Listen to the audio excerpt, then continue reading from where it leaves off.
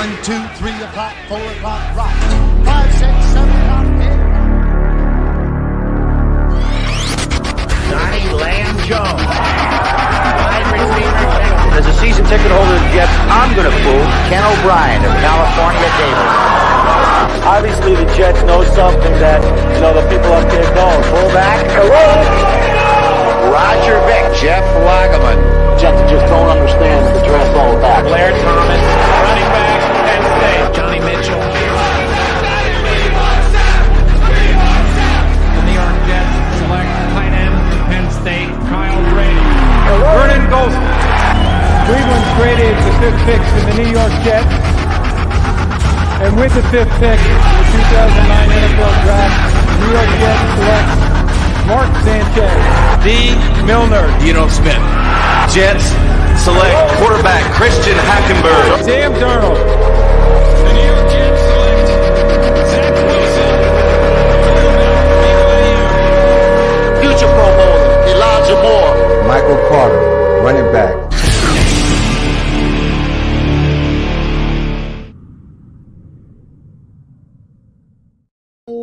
Right. Okay, there it is. What a delay, man. So hello, everybody. This is GreenBean. Welcome to the 10 o'clock mock. I am partnered here with the one and only Dom C. Good morning, Dom. How are you? Good morning, good afternoon, and good evening, Bean. Whichever one you want to call it. I'm doing well, man. Yeah, I'm gonna stick with the morning, man. Why not? I want to just let everybody know. Dom has been letting me know. We do have a storm here in Virginia, lots of rain and everything. So it seems my internet is going in and out. I'm doing freeze bean action. So as you guys know, in the stream beaners, you can use the freeze bean emoji that we had made up specially for you. That might be fun. But hopefully it's not too bad tonight, man. Dom's going to let me know and try to help out as much as he can. Please forgive me. I ask for your kindness and an understanding in advance, something that's happening for the last little while. It is what it is. But that said, Dom, I'm excited about tonight. We had a poll, as you know, on Twitter. And do you know which one won? Let me tell you the options that we did. You tell me which one you think should have won, okay? Why don't we do that? What do you think? Let's rock, man. All right. So before we say hello to everybody, I just want to tell you what our poll looked like this time around for this particular episode of the Monday Night 10 o'clock mock. Oh, look, there I am live on here. That's good. So option number 1, trade back 3 spots for a 4th or 3rd, right? We'll see how that goes. And then number 2 was accept at least one option from every single trade presented by the simulator. Now, we do that at least once a year. It's always fun. Just tell you, it's usually a 7-hour show when we do that. Let's do that when Tuesday is going to be a snow day or a holiday or something. Right. Exactly. Yeah, when no one's working on Tuesday, we'll do that one. Option number 3 was to trade up specifically to get a quarterback. And the design would be that we have polls to see which quarterback we wanted and how far we have to trade up, but we would do that. Last but not least was to trade out of the 1st entirely in an attempt to, like, the early part of the 2nd, in an attempt to get additional 2nds, 3rds, 4ths, whatever we could figure out, we would do it together. Trade out of the 1st entirely in a specific attempt to gain more quantity as opposed to quality. Now, which one do you think should have won, Mr. C? I voted for trading back. Trade back to the back of the 1st round. With what was that? That was the one that out of the 1st. That's the one I voted for. Well, you know why? You know why? Because we haven't done it yet. If for one, and for 2, listen, it's not an unrealistic option. It's not unrealistic, right? Although your Thursday night, live stream of the draft would be very, very long and very, very boring for you. Yeah, I know. Well, right, man. We just keep talking. Well, the whole time, just like we did day 3 last year, we had no 6th, we had no 5th, 6th, or 7th. So we were like just hoping we did what 5 hours of hoping the Jets did something to get in there. That's what we did. Nothing. Yeah. We talked about Nothing. French fries. Now, we compared all the fast food French fry offerings. But yeah, so that would be interesting. Now I'll tell you, 29% agreed with you to trade out of the first round, but that did not win. 38% chose to trade back 3 spots and get a 4th. But the cool thing is, I saw that one. I looked at the draft chart, and it was like in the middle of a 3rd or 4th. So I went with their 3rd pick, number 97. So the Jets, for this mock, everybody, the New York Jets, we're going to trade back to pick 16, and we gained pick 97 in the exercise here. Now I had to fudge the mock a little bit, so I gave a 2nd next year. That doesn't matter. We don't pay attention to that. For tonight's purposes, the Jets now have an additional 3rd for sliding down 3 extra spots. The audio's bad. Is it still bad? Yeah, you're cutting in and out a little bit. It's not terrible. It's not terrible. Yeah. So again, guys, if you just got here, I want to just point out Cream Carson. He's saying a lot here. But I also want to just remind everybody, I'm having internet. I had a storm here. It seems to be subsiding. It was torrential a little while ago. It seems to be common. Hopefully that helps us. But the internet has been rough. So for the last few hours. So it just is what it is. I apologize. Dom's going to continually let me know. If it's bad, I'll turn it over to him and he can kind of carry us, and then I'll try again and see how it goes. But understanding is appreciated. Now, Dom, I'm going to go ahead and say hello to a few people. But first, I want to get this simulator on our screen so we can look at it. Here we go. What the hell just happened? Oh, I got to do it again? When I restarted, Dom, that's what happened here. Okay. So they killed us. All right, so let me pause this. Let me go ahead and make the trade, guys. So here we go. We're going to trade back with Washington. We're going to give pick 13 for their pick 16. I'll add a 2nd next year to make sure that they agree. And we're going to gain 97. Here we go. And they accepted it back to the simulator. So we're ready to go. Now, Southern Jet is here. I don't know if you know Southern Jet. Can't say that I do. No, yeah. Well, you do now. It's Southern Jet. I have been talking with Southern Jet for no less than a decade, maybe 2 decades on Jetnation. So he's a good buddy. You know, look, I feel like I know these people. You know how it is now with these guys on the screen. You feel like you're buds forever. Absolutely, you know? Absolutely. We got Salty Nuts Magoo in the house. He's here. We got Matthew Zucker is here. New York super fan is here. Jet super fan. Wild Waves in the house. Wild Wave. Yeah, he's here. What's up with you, Patty Grimes? Good to see you. Let's see. Zach Hunko. Ooh, I like that. Hunko's here. Dylan, our good buddy Dylan Terraman, the host of Jetnation Radio for the great Jetnation channel and website jetnation.com, is here. So, yeah, you guys are in a storm too. So we all can kind of relate, you know. Gitmo Bob says it's his favorite scenario. Trade back a little bit. Get some more goodies. I'm with you, Bob. I love a little extra candy. That's why I like Halloween so much.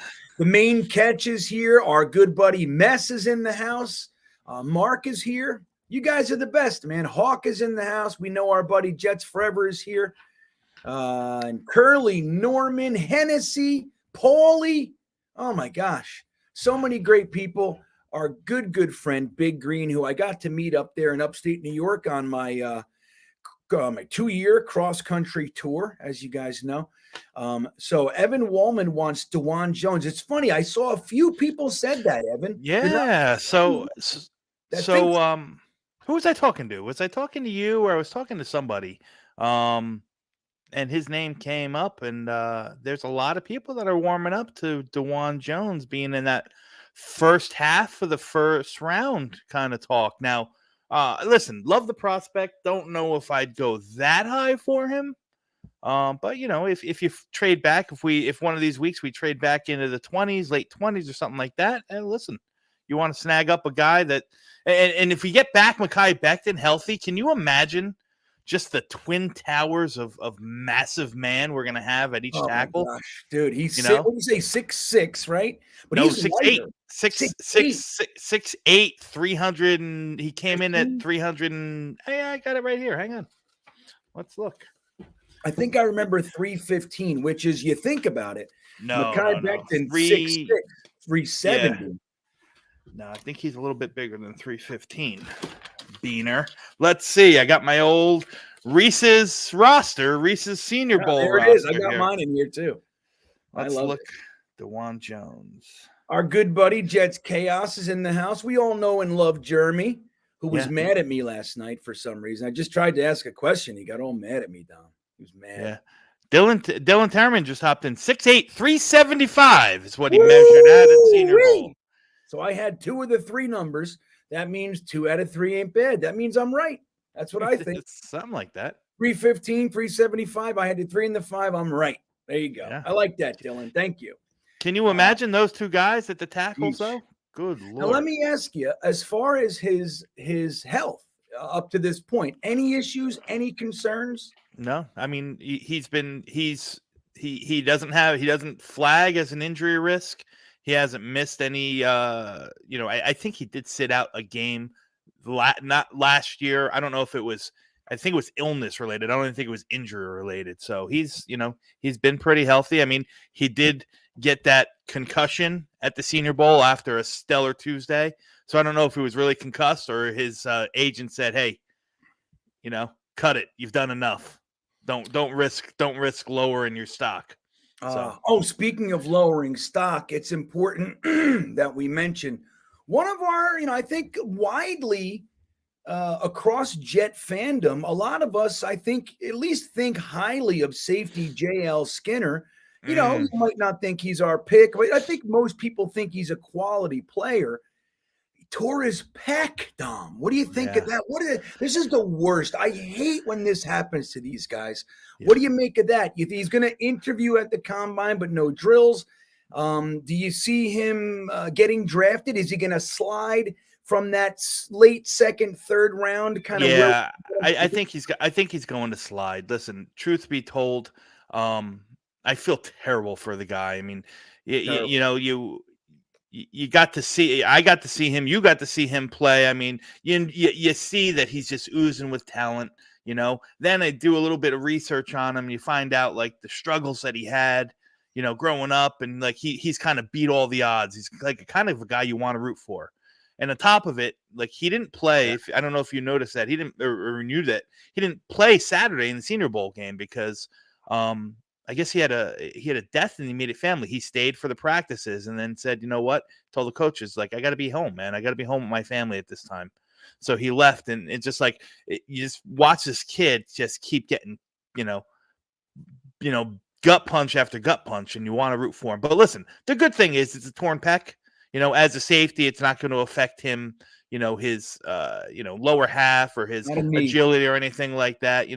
And guys will recover, vastly to 100% relatively quickly. So listen, probably not going, we're probably talking about a redshirt season for him this coming year. And I think that's going to, the worst part of it, it's going to affect his pocket, because he probably goes from that second, third round, probably more to a middle, day 3 pick, late day 3 pick. Yeah, it's hard to justify for most teams on the back end, maybe a little bit, but it's hard to justify a second or even a third for that matter on a red shirt. You know what I mean? Yeah. Like when that. I mean, like team like the Ravens last year with Ojabo, taking him at, in the second round, I believe it was. They're okay to do that. They can do that. Well, the difference between Ojabo and Skinner was Ojabo was a top 10, maybe even higher talent. So getting him in the second round was a steal. Yeah, Dallas did it a couple years ago too with the linebacker. I forget what his name was from Notre Dame. Yep. Didn't think of his name. High first round talent, and he got hurt, and they ended up taking him in the second round. I don't think somebody's going to take JL Skinner in the second round at this point. Probably, best case scenario, 4th, maybe 5th. Yeah. Well, hey, maybe that's where we scoop him up. It'd be nice. That's right. Now, wonderful. I want to just mention before we move on, You guys know and love him. He's with us from day one, and he's been with us pretty much every day since day one. Our good buddy, Harry W. It's his birthday today, everybody.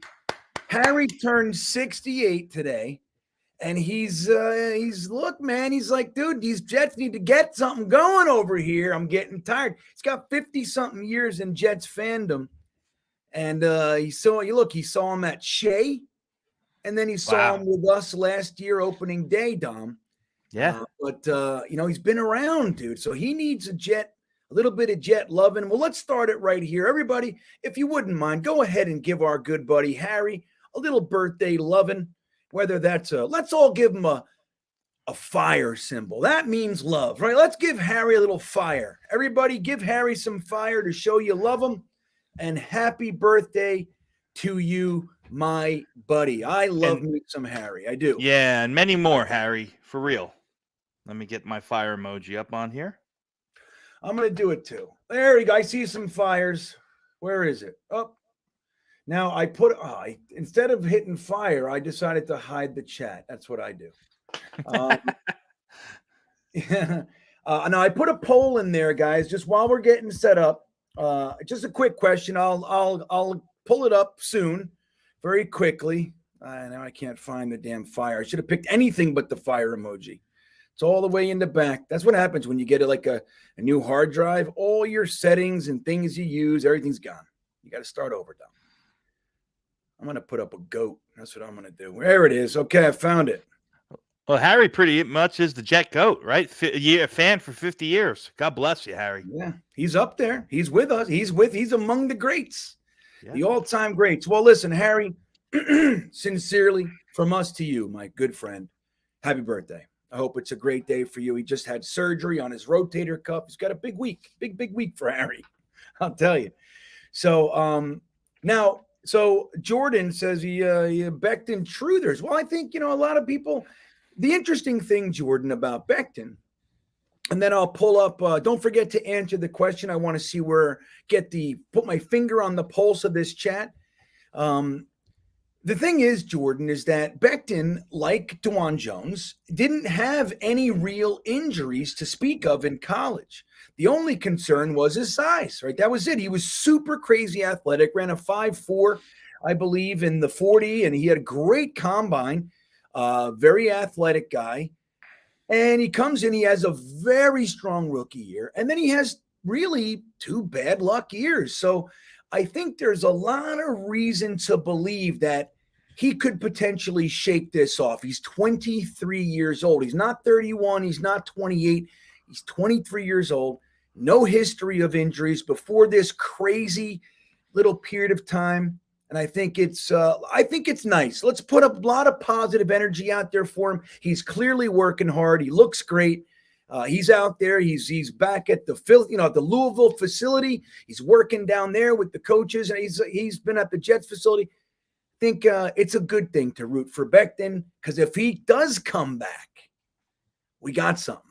Oh yeah, that's a free first-round pick there, Dom C. Oh yeah, absolutely. That's I talk about that all the time. And like what Jordan's saying here, you can't count on him, and I don't think anyone's counting on him. But man, if he comes back, that is like some extra whipped cream and some of those, Oreo cookie crumbles right on top of that sundae, man. Yeah. And that's what I'm going to hope for. And look, and the thing is, look, dude, we were calling him Mount Becton. If he comes back, again, he's not old. This is a young, hungry 23-year-old, and not for nothing. It just so happens to be a contract year. Why not? Not that he blew his knee out, because it wasn't a contract year, but So, all right, let's end the poll, and then we're going to get mocking. I think we got our crew.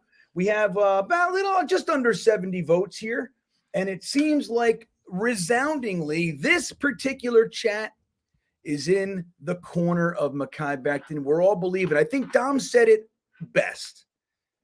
You don't count on him, but rooting for him and hoping that he comes back and believing, those things are all appropriate. You just need to have somebody there. In the event he does not make it, you better not be looking at fucking scrap heaps again. You got to be ready. You got to be ready. Look Yep. at all this love for Harry, man. I gotta say, I'm touched, I'm impressed. All kinds of fire emojis, all kinds of happy birthday wishes. Jets chaos getting in it, even though he's mad. He's always mad. You don't know No, what- Jeremy's not mad. Jeremy No, can't no, be no, mad. no, he's mad. He's mad, though.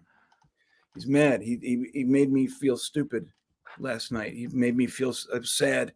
He hurt my feelings last night, Jeremy. All right, guys. So here we go. Just to remind all the new folks that are coming in, the theme of tonight's mock is particularly to trade back 3 spots. We already pulled that off. Where is it? Here it is.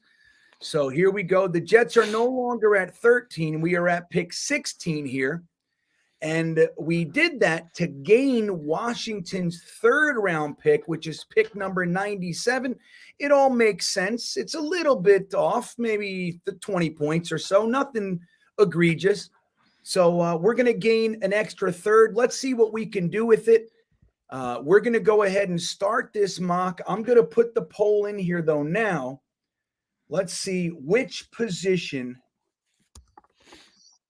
everyone wants for first pick. And we'll see who's there, obviously, but we're going to get a read on this. O-line, we're going to go quarterback. That's what I was going to suggest. Why? Let's really piss the chat off. Let's go get a quarterback, man. Wide receiver and punter. All right, so we got O-line, quarterback, wide receiver. Give me the last position. Should it be defensive tackle? We got some studs up top. Yeah. Let's do defensive tackle. Safety seems like the normal 4th option, but let's just change it up. Let's go defensive tackle or defensive lineman. Let's say that could be an edge if there's the right edge. I like it. Yeah, I like that. I think that's more encompassing, and I like it. All right, guys, the poll is up there. We're gonna start the mock here. Look at that. Did I do it again? 16. Jesus, I gotta change. Don't touch that side button, man. Don't touch that side button, Bean. Well, all it is, it's just my regular. It's just if I pull too hard on my damn thing here. All right, here we go, guys. It's on. CJ Stroud up top. Oh my gosh. All right, so let's look at what we got here. So CJ Stroud and Will Anderson, Dom, came out. Jordan Addison, look at that. Wow, all the way to 3rd.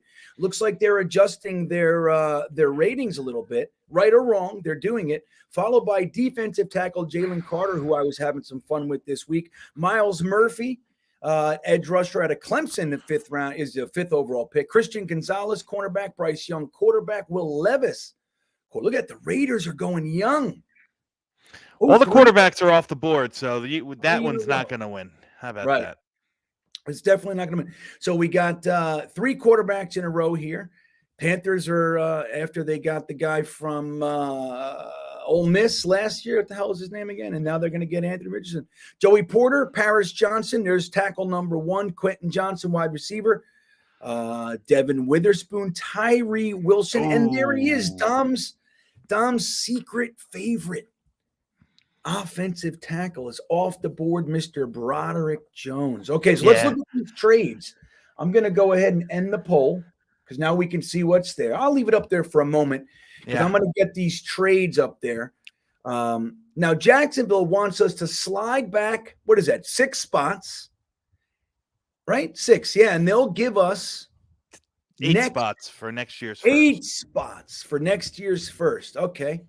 The Cardinals want in. They want us to do what Dom wanted to do, trade out of the first and throw in next year's 3rd. They'll give us 34-66 and next year's first. Not a bad deal. The Giants just want us to slide back. 9 spots? And they'll give us a first. So we have 3 options to get firsts next year. So, all right. So this poll, Dom, resoundingly – offensive line 1. So that's where we're kind of leaning here. We'll take a look. Now I'm going to get the trade poll up there. While I do that, sure. What are you thinking? Do you see a trade you like? Listen, I mean, I think value-wise, they all, in real sense, all these trades would work value-wise. The question is Peter Skoronski, who is my true offensive tackle 1 and probably the favorite of a lot of guys as I'm reading through the chat here to be selected here. We're passing on Skoronski if we take any of these trades. I mean, listen, could he fall to us at 24, 25 in the mock? Yeah, maybe, but in reality, you're saying, okay, Skoronski's not my guy. Skoronski's not going to make it at tackle. He's going to be moved in. We don't want to use this pick on another guard. So that could be the rationale. I mean, I'd be fine if we stick and pick. I think Skoronski is the clear option. The only other guy I would have kind of bullied and punched with went at 14 and Tyree Wilson. He's a guy that's really growing on me, even though edge isn't necessarily a huge need right here. I just think that is like BPA kind of style. So I think if we stick and pick at Skoronski, but I'm open to this Cardinals trade. I think it's intriguing. And more so for what could it look like? What could this draft look like if Joe Douglas trades out of the first round? Right. And look, so we would get 34. That would give us what do we have this? 34, 43. 43. Right. Yeah. So that gives us 34, 43. Then we have 3/3 now. Yeah. 66, 97, and what are we? 70. Jesus, why can't I remember anything? 90 something. 70 something and 90 something. Yeah, hold on. I'm going to get us right now. I just got to know here. All right. So we have 43. So we'll have 34, 43, 66, 74, 97, 111. That's not a bad group to have to gain first. And remember, guys, this is a mock draft. This is just let's shoot around and play and see all different types of things. And if everyone's dead set on Skoronski, I mean, I'm not going to argue that. You know, but people saying, don't do it or it doesn't make sense. Like, it's a mock draft. Anything makes sense. Well, and look, we say this all the time, but I'll say it again. I have no problem repeating myself, and I'll repeat it every week if we'd like. But the whole idea of this particular mock, you can do mocks at home. You can do 150 a day if you'd want. This one is to be immersed in a situation where you have the opportunity to learn, to experience things that maybe are outside of your comfort zone, try things that maybe you wouldn't normally try, and then on top of it, be in a scenario where you can get outvoted with the thing you want. That's all fun stuff if you look at it through the right lens. So, all right, well, look, no trade is an option here, and it's crushing. So we're going to end it. No trade wins, and so we're going to knock the trades down.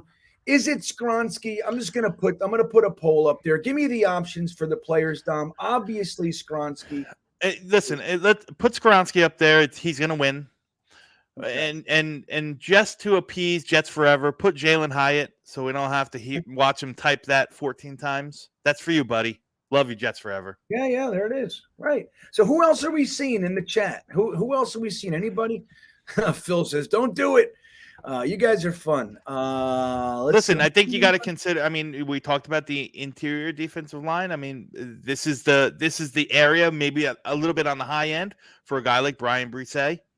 You could put him in there. I see that one. I'll throw him in there. We got our buddy Chris Donardo in the house. What's up, Chris? Hoping for a little defensive line action with Brisset.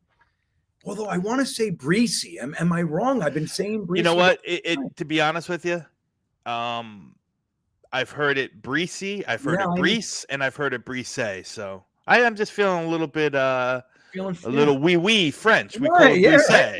You know, a little baguette, little croissant. Yeah, you could. Oh, that Dave from New Brunswick. That's a fair one. You could put Brian Branch in there too. There might be some safety. That's a good one. Thank you.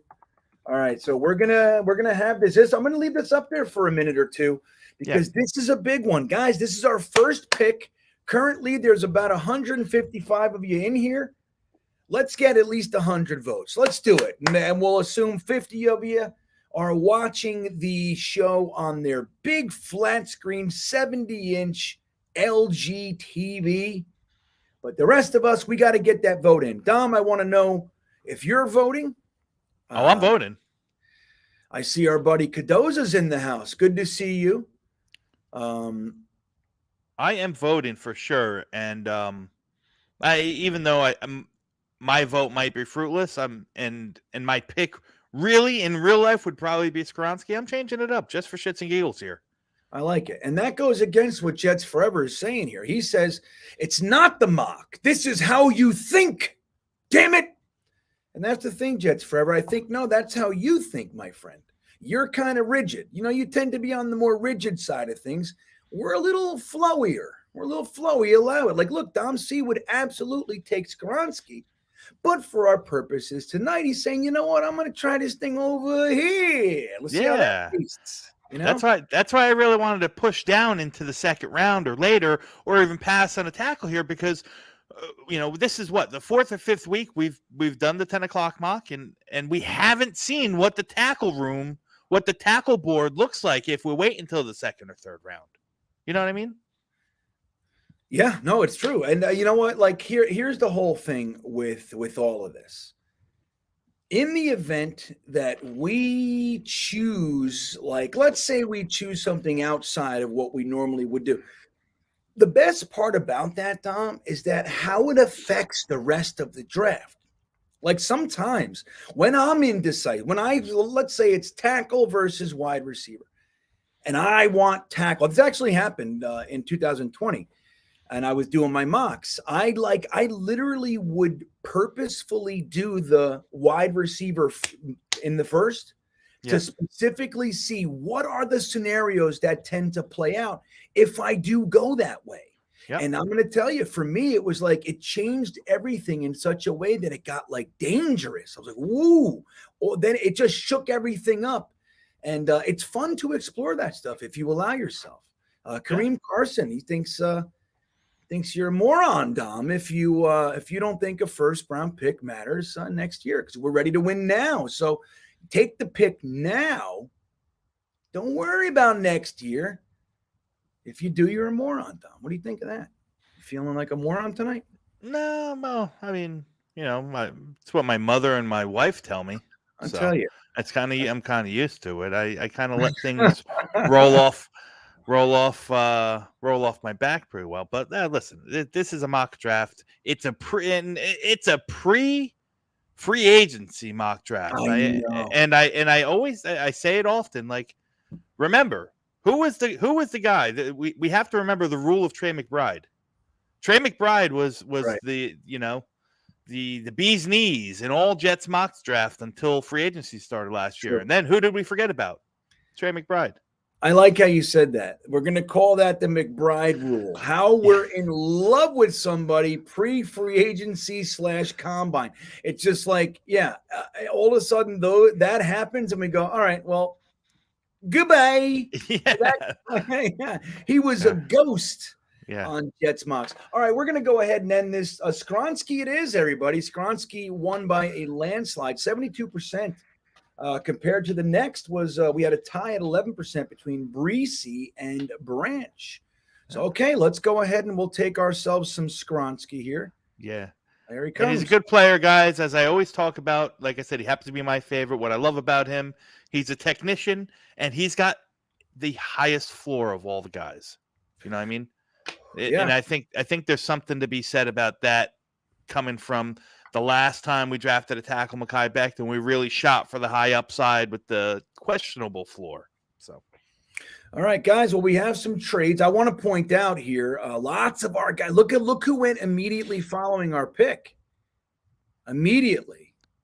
Well, we had Peter Skronsky. 2 picks later, Brian Branch. There go all kinds of fun guys. Look, there goes Hyatt, Jets Forever. He's gone. Cyrus Torrance is 26. Very interesting. Yeah. Antonio Johnson, that actually makes sense there. I like that. We got, look at this. Darnell Wright. Yeah. Jared Patterson. Oh, look. Oh, we're going. Okay. All right. Then we got Brian Breesy there. Okay. So, look, we're at pick number 43. We got a couple trade offers, my good friends. The Saints want to get in. They want us out of this round, it looks like. Is 70? Yeah, 71 is out of the round. So they're going to say, Judge, throw in a 7th. We'll give you 71 in next year's second, the Denver second. So we have to factor that in. The Kansas City Chiefs say, hey, look, move back 20 picks. We'll throw in 95, which would give us What is it now? What did I say? We got so we got 74, 97, 95. So we had 74, 95, 97 in the third. It could be valuable. It all depends. So we're going to do the poll. We'll do this. This is going to be a 1 minute and 14-second poll. Exactly. 1 minute and 14 I'm going to seconds. time it, baby. I'm going to time it. So we got, what was that? The Saints. And I'll show you guys again. And then we'll look at who's available before Gitmo Bob reminds me to do so. He's real good. He's like, hey, big board. That's what he does. All right. No trade. He lets me know. So I'm going to try to beat you to the punch, Bob. All right. It's up there. So here's the trades. We got the Saints want us to go back to 71, throw in a 7th next year, and they'll give us a 2nd next year. So interesting. We slide back 28 picks, and then we get to move up from the 7th to the 2nd round next year. Again, much simpler. The Chiefs go back 20 picks. We'll throw in 95 for you. So there you go. Take a look at those. The 3 options are up there. So no trade is crushing it. But here's our Anton Harrison's up. Look at that. This is Siaki Ika's there. Okay, so this is their big board, everybody. Remember, I would trust Dom C's big board. And as we move along, mine, I'm not 100% as confident as I will be. But, I would trust yours before I trust theirs. But this is how it looks nonetheless. Let's see. We got Siaki Ika there. We got Boutte, who's a nice wide receiver at LSU. Sure is. Zay Flowers, John Michael. Zay Flowers. I mean, I'm looking at this board and I see Anton Harrison. I see Zay Flowers, possibly Drew Sanders, possibly Luke Musgrave, possibly Darnell Washington. These guys all could be first round. Dalton Kincaid, Cody Mock. These guys are all bantered about and have a lot of noise. They could be first round picks. It's very, very. It's a good. This seems to be where the meat is. You know what I mean? Right. I love the early part of the 2nd round there, Dom. Yeah. One of my favorite places to be. All right, guys. 1 minute and 12 seconds, 13 and 14. By the way, I'm lying. I didn't really count it. We're going to go ahead and end it. No trade. So now we're going to look at the players. Okay. So we have. Come on. All right. So we're going to put up. We're going to go ahead and put up. We're obviously going to put up John Michael Schmitz. Pick 43. Okay. So I think you should put up Zay Flowers.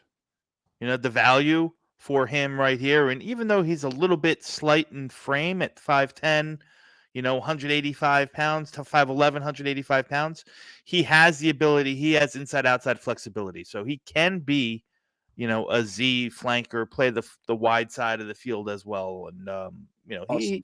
he just produces, like fast. Yeah. I'm going to throw on Siaki Ika. He's a Ika, yeah. And I'll tell you what, I would not be upset if that's the guy we grab. I wouldn't be upset. Yeah. Now, what do you think? You want to throw in? I mean, look, we have John Michael Schmitz up there to represent the interior offensive line. As we've talked about, Cody Mooch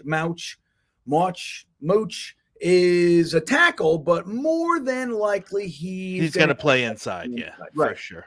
So you want to add him? I think Drew Sanders is probably a guy I'd look for us in this area over Cody Mosh because Cody Mosh isn't going to. I'll say this: both good prospects. I have them both similarly ranked in my own and Dom C's board. But I think for our team as constituted right now with this mock draft, I think Sanders would make more of a play. He might be, I think he can step in and fill Quincy Williams' role. Other people think that he's going to probably be more of a Mike, but he's got a really good skill set. I like Drew Sanders a lot. Yeah, and he's my number 1 linebacker in the class. Interesting. Yeah. Now let me tell you, Jets Forever actually has a nice little plan here that could. I like that. It could be a way to do this. You think, okay, I know we all like John Michael Schmitz, but Luke Whippler is no slouch and he's a turnkey starter in many eyes. Yes. So if we think we can get him in the 3rd, that's the whole issue. We might not get him there. Yeah. And I'll say this too, Bean. But if you feel confident there, maybe you do want to go with Sanders and get that best linebacker with the confidence that you're still going to get top 3, top 4 center in the class in the third round. That could be an idea, everybody. Don't forget, don't be rigid. Open your minds. What are you going to say, Doc?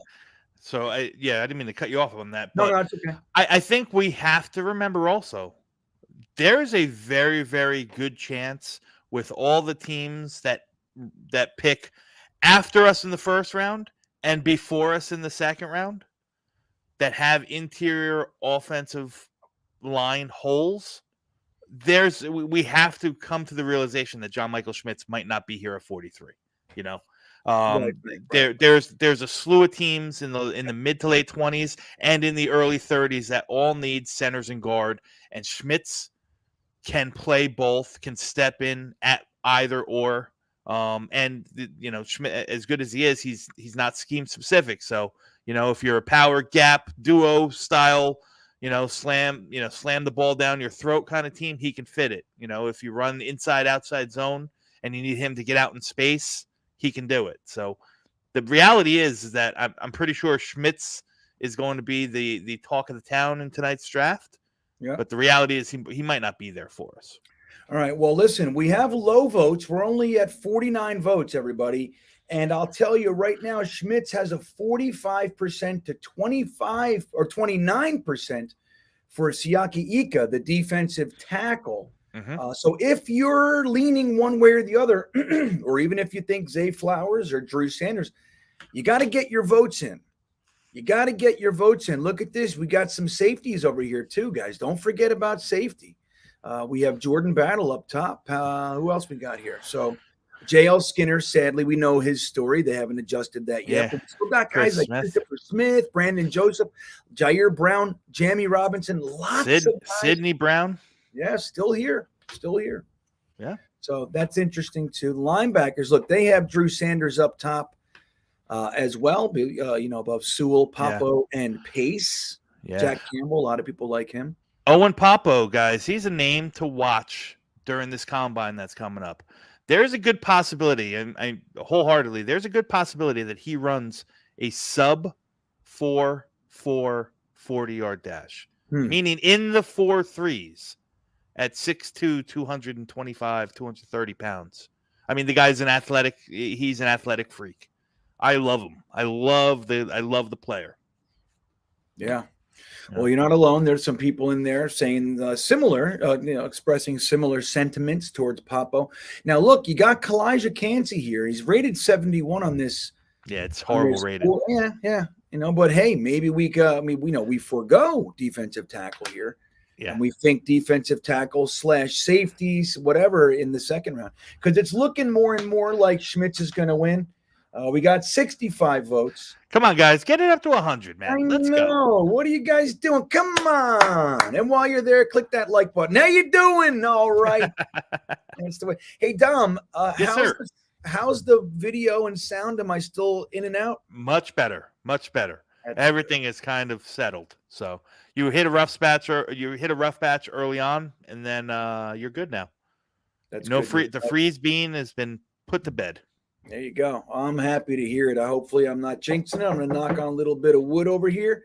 Yeah. I was nervous. I'll be real honest. I was like, I can't believe it. All right. What does the poll look like? Ooh. The poll is, Schmitzy. Yeah, I'm going to go ahead and end the poll. Yeah. So John Michael Schmitz it is, everybody. We're fixing this offensive line. Here he comes. He's on the team. I saw Flowers. I saw Ika. I saw Cansey. I saw everybody's gone. I saw Owen Papo gone. I saw there's Luke. It's Whipler. Luke Whipler. Not to correct you, but I think he pronounces it wipe, like wipe your butt. Whipler. Yeah, I don't like that one bit. But that's what he wants. Who am I? Okay, guys, we have a couple trade offers here. Before I do that, let's just take a quick look at the big board, see what's going on. Keon White, love him. He's a defensive tackle that can play. He's like JFM. He's He's got the body of a defensive tackle, but the edge presence and speed and get off of a defensive edge. He can flip back and forth. Love him. Okay, there's all kinds of fun really fun prospects here. Mm-hmm. Let me get these trades up there for us. So here we go. We have 2 trade offers, everybody. We got slide back. What is that? 18 spots, and we would gain a 4th next year. That 8 spots. Doesn't do anything. What I say? 18. You did. That's Yeah, okay. All right. Thank I you. corrected you. I'm here. Thank you. Yeah. Well, this one. What is this? 15 spots. 15. All right. There we go. So both want to give. So this one we slide back 15 and get a 4th, or we can slide back 8 and get a 4th. It's not even worth talking about. No. But yeah, we're not even going to talk about that. So we'll go ahead and put up the position. I'm going to go ahead and I'm going to throw up. You think we want to throw Edge up there? Get it? Just listen. I mean, if we're talking about Keon White, the prospect himself, I mean, he's not just Edge. He can be defensive line again, right, because he's going to play a lot. He can play inside 5 tech, 3 tech, and certain rush from the inside or the outside. Listen, I think we're going to stick with the same positions that we have been, and that would be defensive line, that would be safety, that would be wide receiver, and what else am I missing here, guys? So who's the wide receiver that we want to put up there? Trey Palmer? You like Trey Palmer? Yeah, I do like Trey Palmer. This might be a little rich for him. Jaden Reed is probably more in line here. Then you got guys that are bigger, like Xavier Hutchinson, Dontavian Wicks. They're a little bit bigger. They might fit that X role. I got to be honest with you. Like at this spot, 70-something, none of these receivers. I mean, some people love Jaden Reed, and he was definitely a standout at the Senior Bowl, but probably still a little rich for me. Yeah, okay. Hey, man, super fan. You go screw, buddy. How do you know I failed? Think about this, super fan. I just want to remind you of something. Yeah. I'm a homeschool teacher. So I got to teach math. So what do you think about that, buddy? I know my poor daughter, she'll go, Daddy, I need help with this one. I'll go, okay, great. What do you got? And she's like, whatever, this and that, and the common denominator, blah, blah, blah, blah. I'm like, okay, I can't help you. I'm sorry. That's what I do all the time. I'm sorry, I can't help you. You got to figure it out. Sometimes I can help. No, history, all those other things, writing, I can help with all that. Math, I'm like, I'm sorry, you're on your own, kid. Yeah. You're on your own. All right. Well, I got Keon White, Jordan Battle. Let's put. So what'd you say? Which one? What about we got defensive tackle? You got a pure. I got Keon White up there. Okay. Kind of. Okay. I could look at another deal. Let's see. There's no reason that we can't have 2. A similar position. Here's what we got. Is that the top? No. Is that the top? No, Man, no. There we go. There we go. There. Now we're cooking. Byron Young too. He was at the Senior Bowl. He was. Keanu Benton, man, he's turning into one of my guys. He's one of Dom C's guys, man. I really like him. He's big enough. He's gonna stop the run, but it impressed me the more I watch him, and I watched. I got turned on to him in Mobile at the Senior Bowl, and I started to watch him a little bit more, and he's really good, and he can get at it from that one tech. I really like him. This is going to be, we're going to do 2 defensive tackles and 2 safeties. That's the way it's going to go. Now, I would like to see Jair Brown, but I'm going to throw Brandon Joseph. You okay with that? So we got Jordan Battle and Brandon Joseph up top. Yeah, I mean, listen, this is probably the range. I mean, Joseph's not my favorite in this list, but I'm not going to disagree. Jair Brown. Yeah. I can't say I love him though, but I do like him. I like Jordan Battle still, man. I tried not to like him to like reset my thoughts, but I like him, Dom. I do. Yeah, what I like about Jordan Battle is what I like about Jamie Robinson. They're very, very versatile, and of this group here, I mean, Brandon Joseph is solely a what we would consider a true. Free safety in layman's terms, but Jordan Battle and Jamie Robinson can handle that role. They could play up, they could play up close. They can shoot gaps, so on and so forth. So I think Battle and Robinson are the more versatile safeties, but Brandon Joseph is more, cut for the need that we need to replace LaMarcus Joyner. All right. Well, there you go. That makes sense to me. Now, let's see here. I see some fun comments. Let's see here. Well, the poll is up, everybody. There are two great safeties at the top of the board. I agree. Dylan likes Chris Smith or Keon White. Okay. Christopher Smith's gone. Yeah, that's the whole point. He don't care. He's one of them now. He turned into one of them. Bijan. It's like, dude, it's gone. Why are we talking about him? Come on, Dylan. Well, let's see. Yeah, we got the Jack Campbell stuff is starting. A lot of guys like Campbell. Yeah. I mean, listen, there's a lot to like. I just don't see. I just don't see the fit for Jack Campbell on the Jets. I think he's destined. Tell me why. Because I think he's good. I think he's destined to be. He's more of a downhill, true thumper in the sense. I think he's destined. He's fit for, like, say, your traditional 3-4 middle linebacker. Where he's not going to be asked to do too much sideline to sideline. Right. Jack Campbell. I don't see it on film. I know the numbers are what the numbers. I think Jack Campbell is second in the nation in pass coverage per PFF. I don't see that on film. I see a guy that can find his zone and sit back in it fine, which is all fine and dandy. I just don't see his fit on the Jets. Like, I don't see CJ Mosley going anywhere.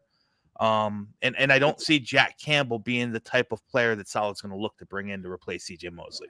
We got to figure out the Mosley contract. I get it. Like, there's a contingent that's, look, CJ Mosley he's definitely lost maybe a half step, right? And his coverage leaves a little bit to be desired at times. But I got to say, I think his pros far outweigh his cons, and he's a fantastic piece, and he's the leader. And I think it would be really beneficial to keep him. I think he's, at least a portion of the soul of the defense. And I think that's important, man. Now, Braden, my good friend Braden from New Zealand. Hello, Braden. He says, what the fuck happened to the voting for the position before what is this? And it's not that necessarily we decided that it's too long. It just kind of happened that way, Braden. But I'll bring it back for the next pick for you and for us. Just for you. Yeah. Inspired by Braden, but to the benefit of all, Dom C. Because I'm with you. I actually, in the back of my brain, I thought about it too, Braden. So I got to be honest. I like this method, though. I like how you took 2 and 2, give it a little bit more kind of direction, but with some variety. It's like it's like when my wife sends me to the supermarket and she says, "All right, we're gonna have this for dinner, but pick whichever type of this you want." Yeah, chicken breasts or thighs. Yeah, exactly. Wings. Yeah. Like, I guess we're having chicken. So we're either having safety or D lineman here in this third round pick. So Jordan Battle is he's cleaning up, but Keanu Benton, defensive tackle, is close. I mean, Jordan Battle's just ticked up to 40, so we got 40 to 26%. Keon White is at 16%, and for some reason it's not showing me. Brandon Joseph is at 18%. 18. So I don't know why it's not showing me. What's this thing's deal? Weird. Yeah. And Brandon Joseph just lost some. It's now Jordan Battle. We're only at 58 votes, guys. Can we get it higher? Can we get to 70? Let's get to 70. Trevor, let me ask you a couple things. Number one, I want an honest answer. Number one, are you voting? Number two, do you hit like on the videos? I need to know. I want to know. What are you doing? What are you doing back there? Are you like, I ain't hitting shit? Is that how you roll? Tell me. I want to know. I wonder if he votes, Tom. I wonder if he's voting. I wonder if he was the one of the 3% that voted for Jalen Hyatt in the first round when Skoronski. Dom, did I refer to myself in the third quarter? Look, there's a couple of comments like that. Look at this one from Dave from New Brunswick. Says, Dom C is loving the camera when he talks about himself in the third person. He's fun. Dom's in the pocket. Listen,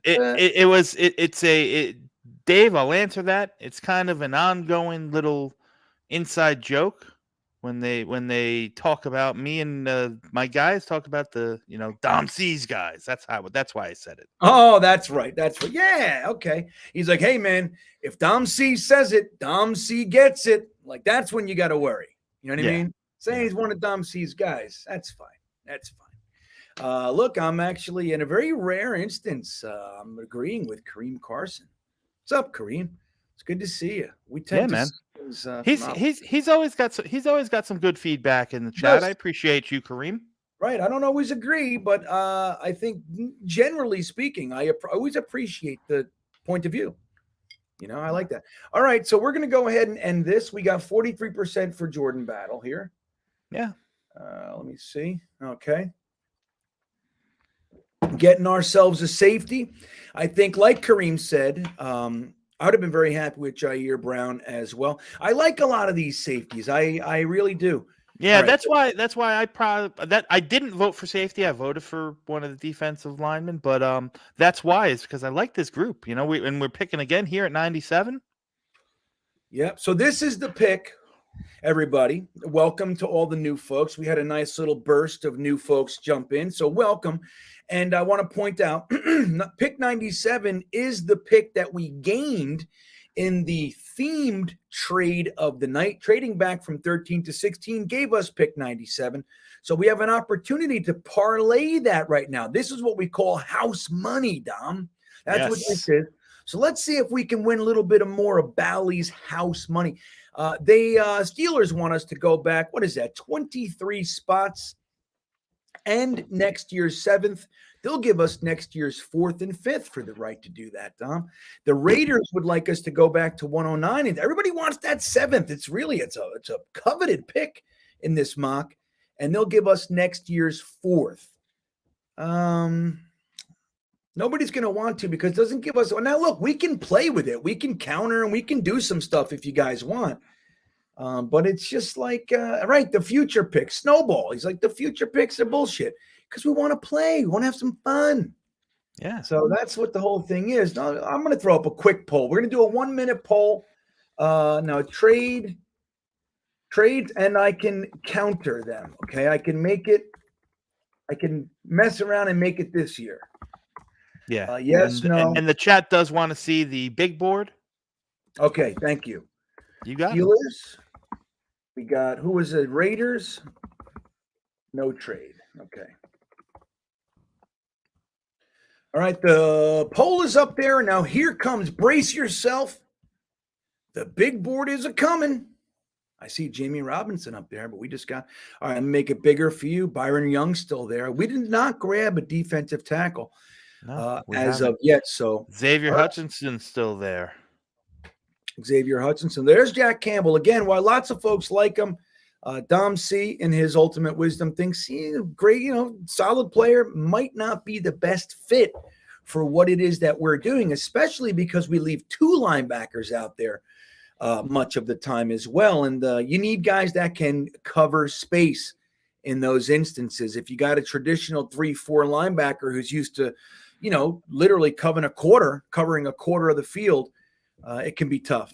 And if you just look at the linebackers that have that thrive in the Saleh system, especially the Mikes, especially the middle linebackers. I mean, CJ Mosley is an anomaly. Like you think of Fred Warner, you think of guys like Jamian Sherwood that was a safety and what I say, Jamian, Jamian Sherwood. No. I was just agreeing.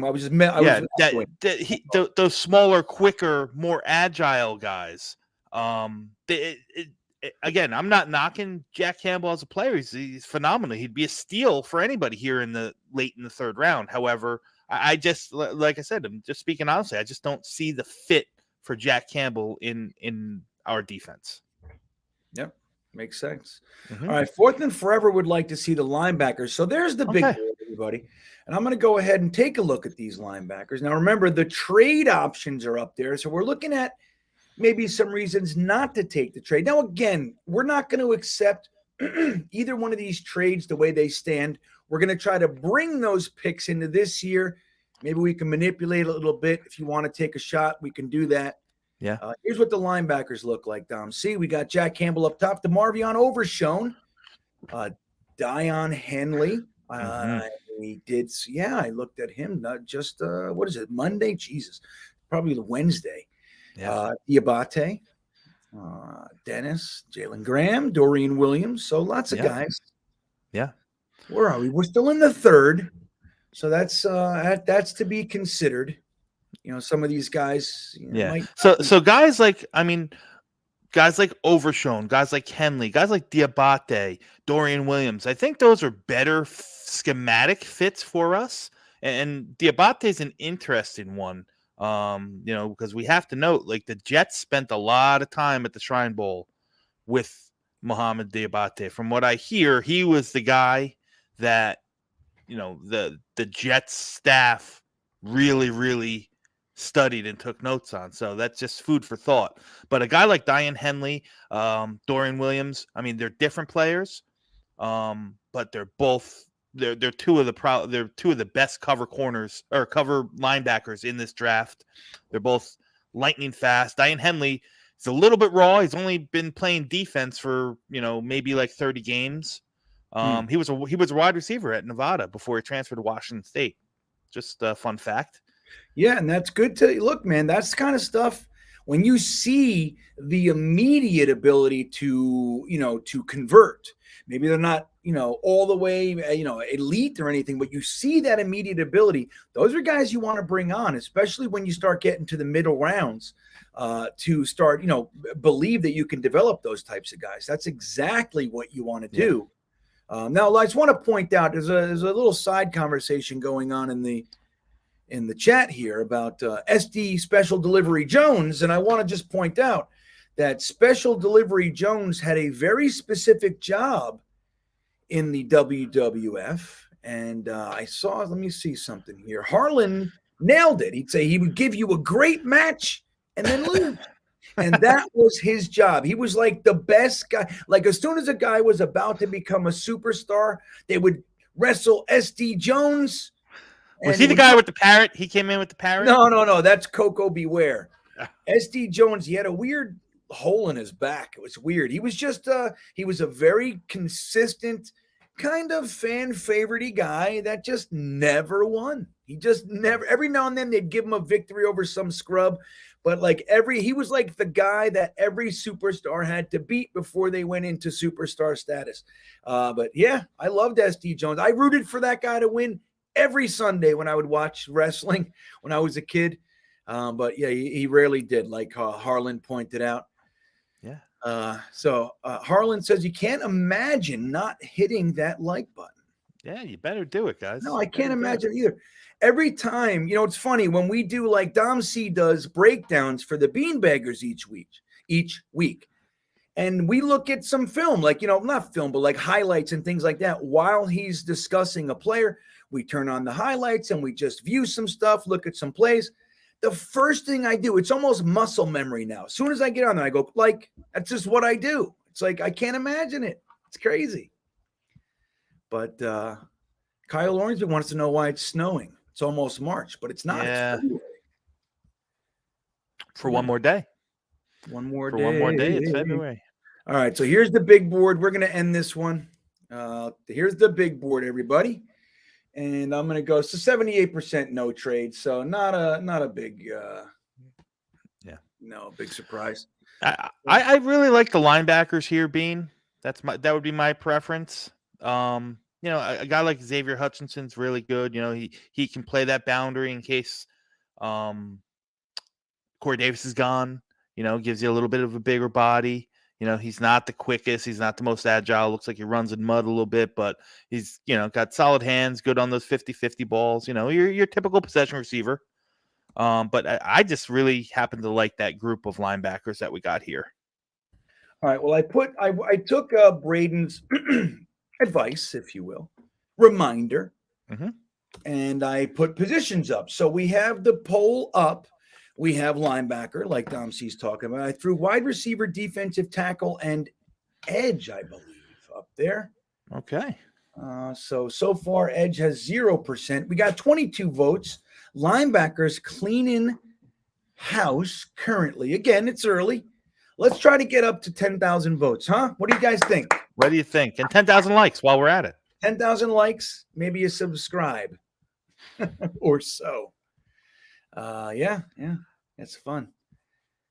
Okay. Now, don't forget, if you guys really want your comment to be seen, of course, super chats are still appreciated.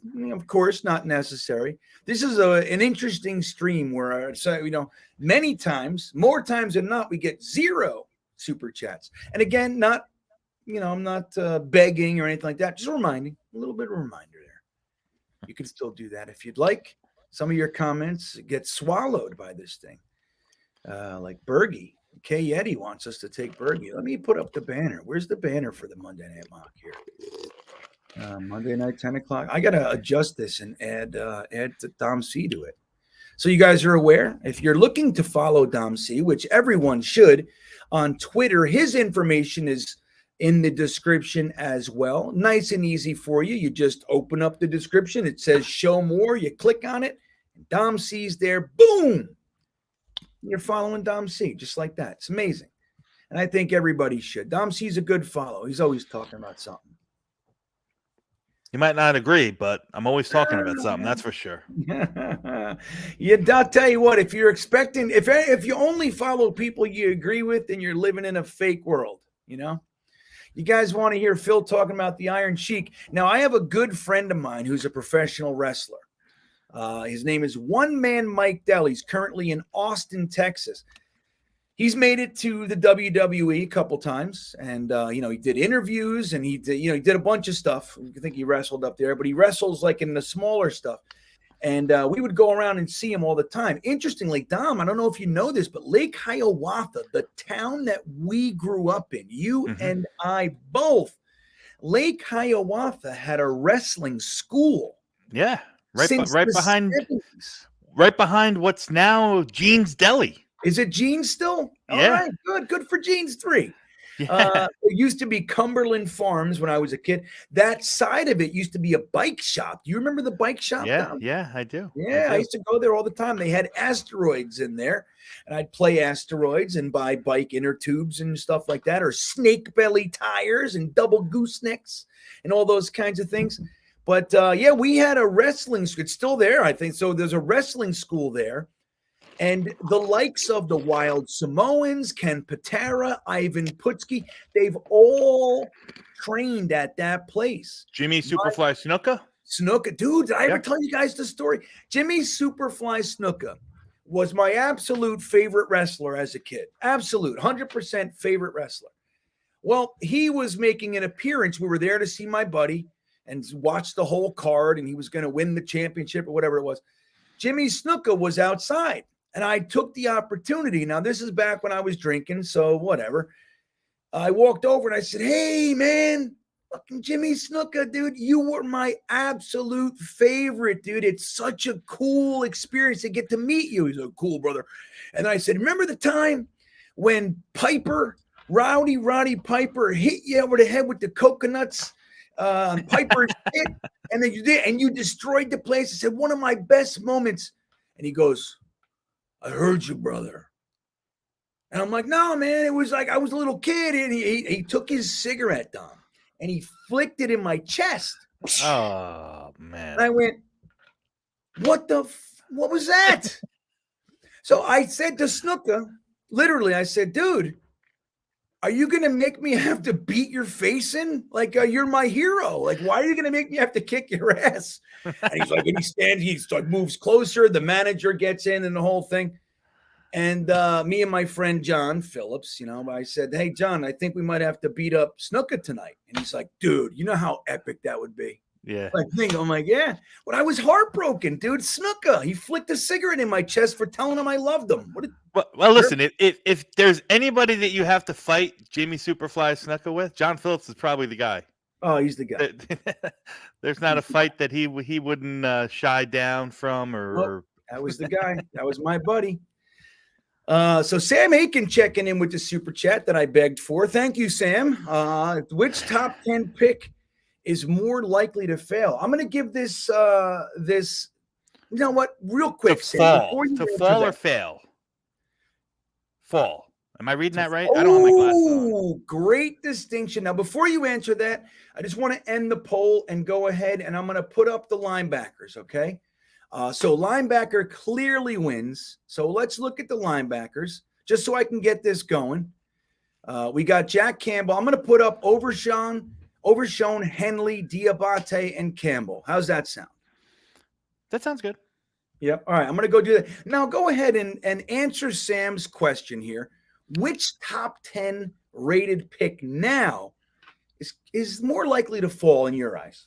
So it's a tough question, Sam. And I'm going to say this because I think there's a solid, there's a legitimate top 5. There's the first tier of players that are going to be their top 5. And then that 6 through 10 really, really kind of, it varies depending on how you go.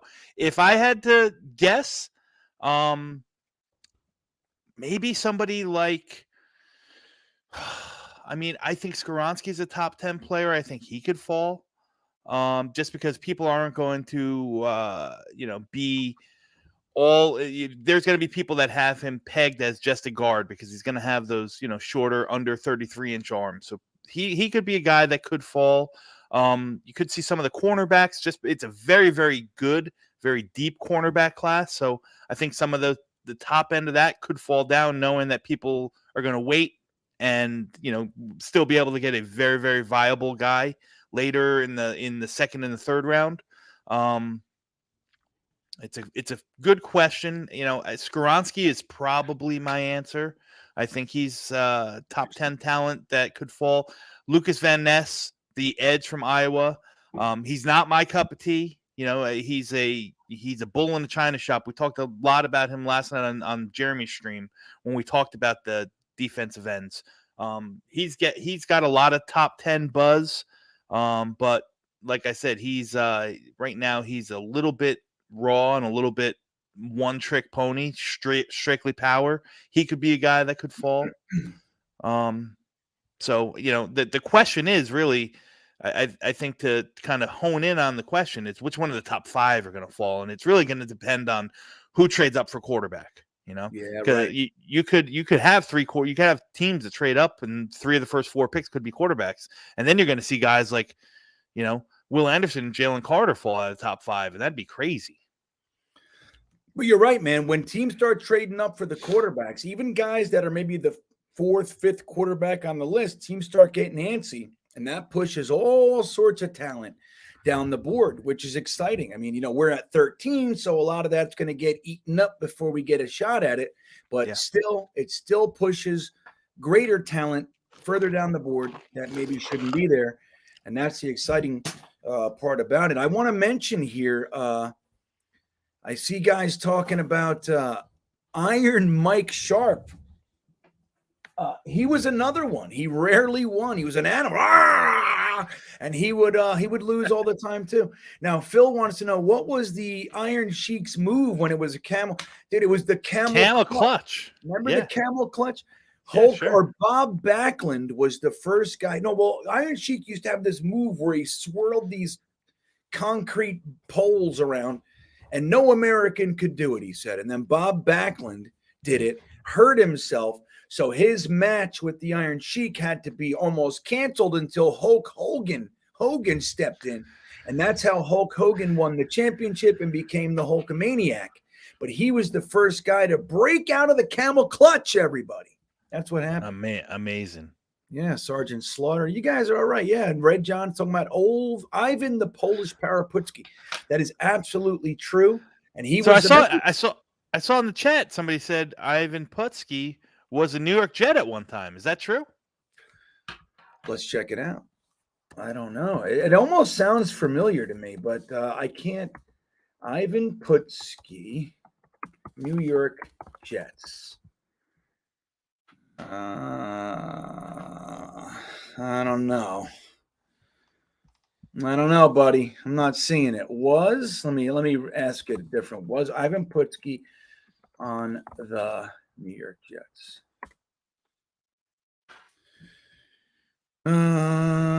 Doesn't say it. I'd have to look in maybe a wiki. Do they have a wiki for this guy? Everybody should donate $2 to Wikipedia, by the way. Everybody. If we all did it, they'd never bother us again. I don't know. I don't see it, but I'll take your word for it. That'd be interesting. It's not my word. I'm just reading what I read in the chat. Hey, Braden, while you're doing that, the bushwhackers. It's so embarrassing. That's funny. They were like, that whole thing.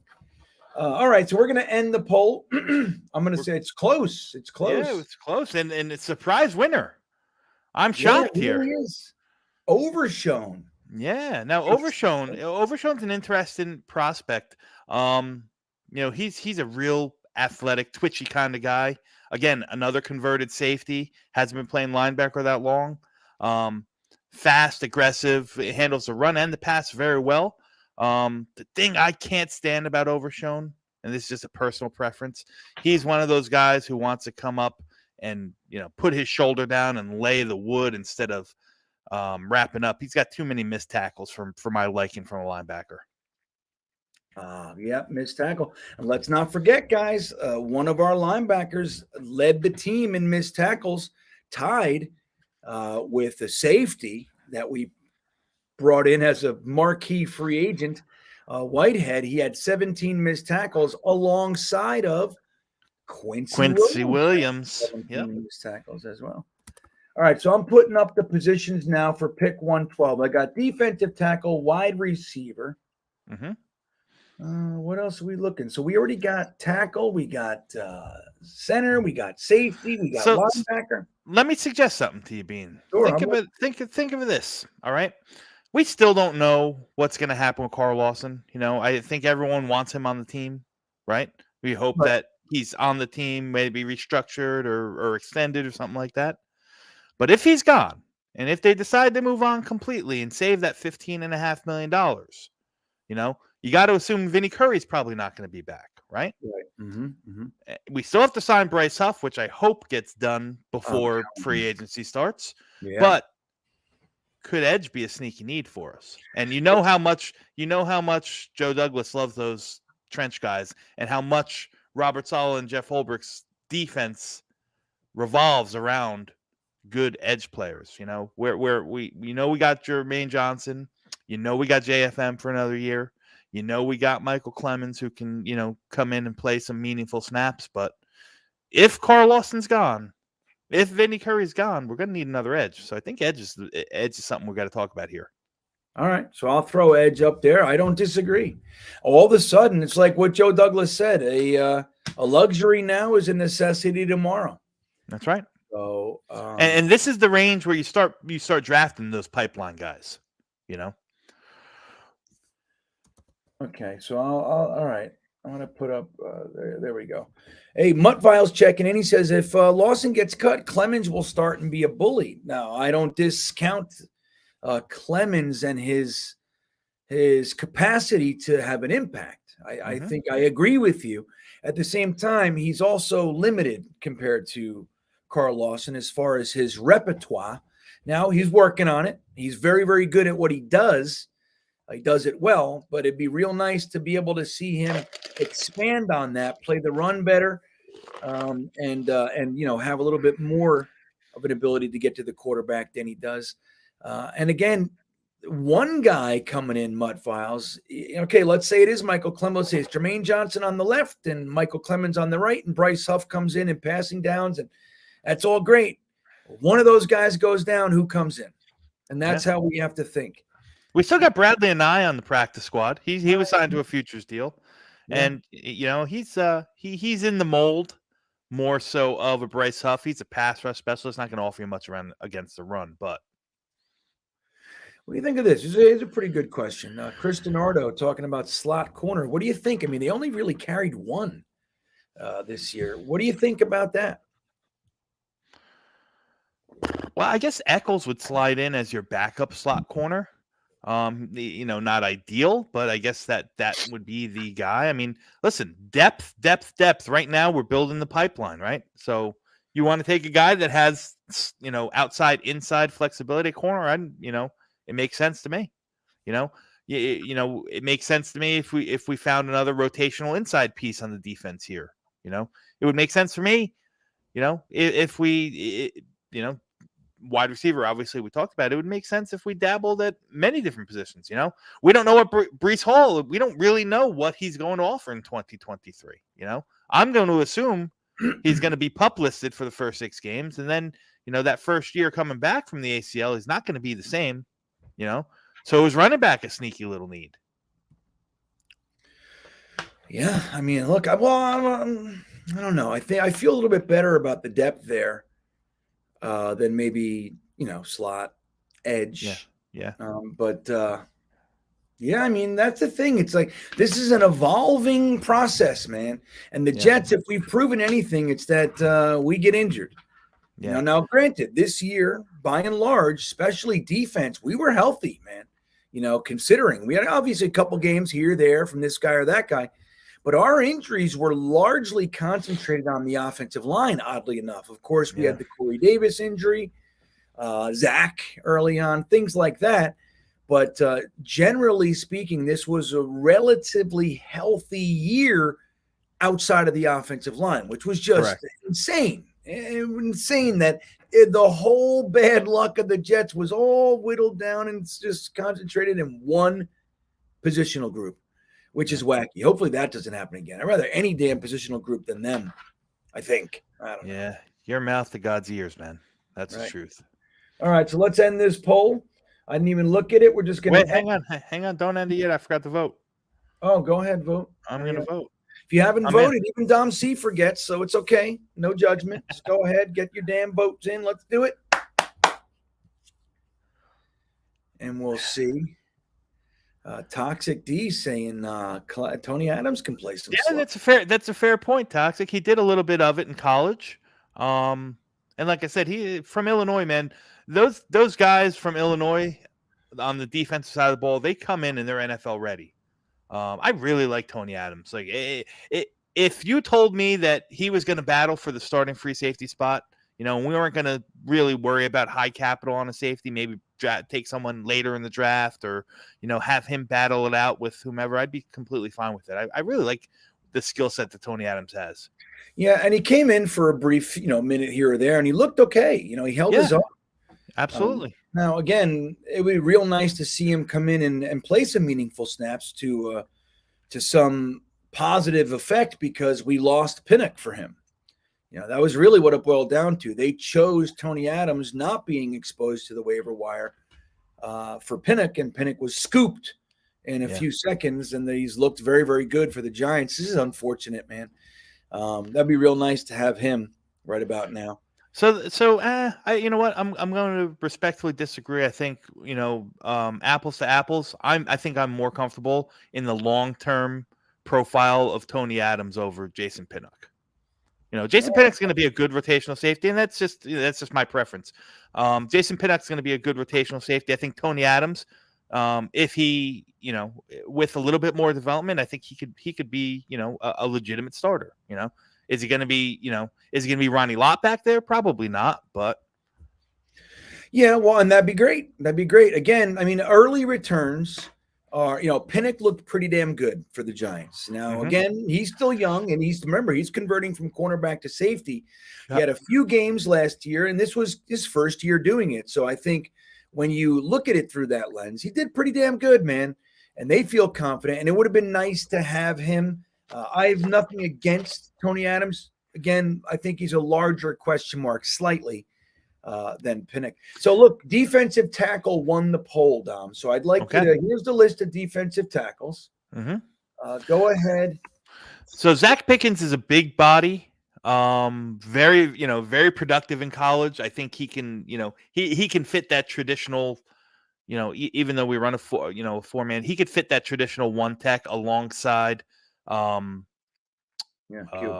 Q very well. Jacqueline Roy, probably more of a three tech, but big enough that he can shove inside as well.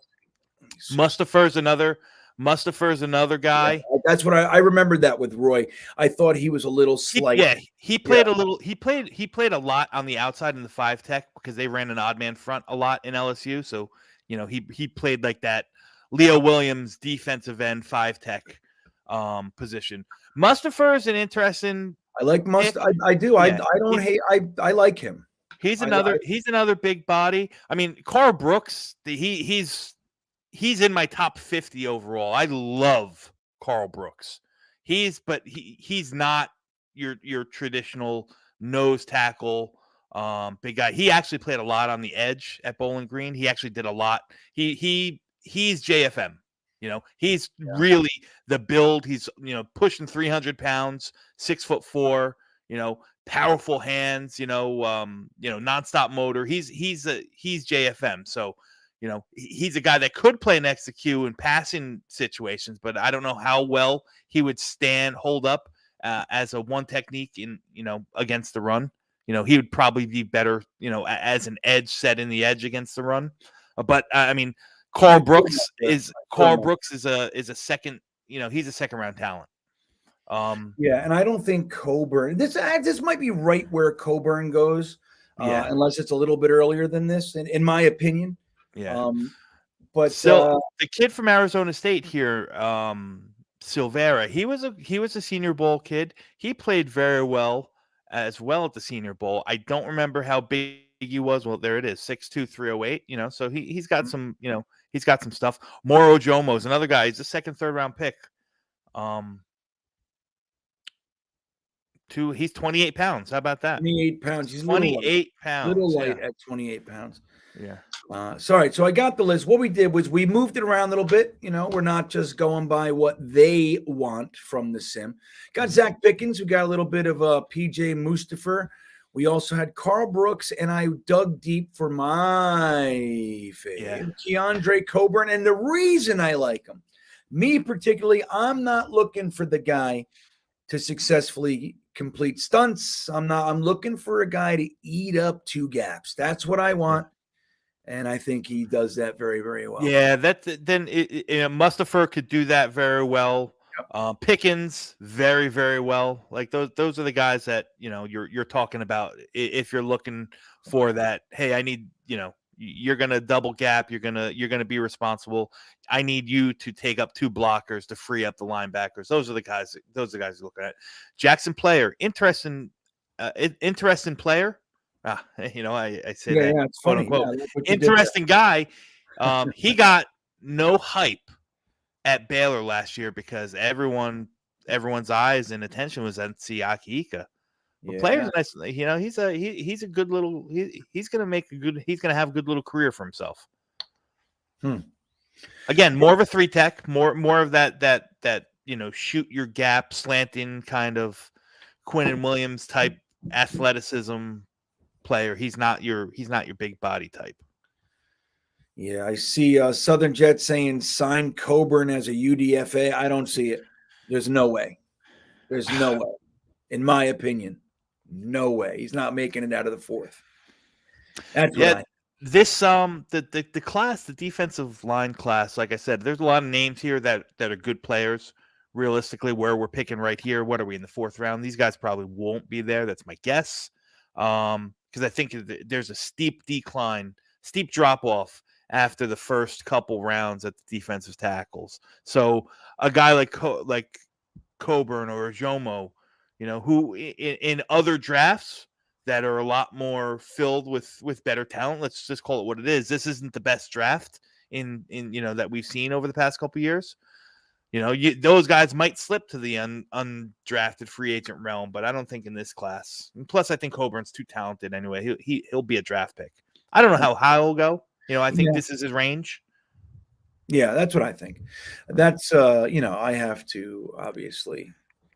We got to see how it goes. Again, the combine changes lots and lots of thoughts, man, on these guys.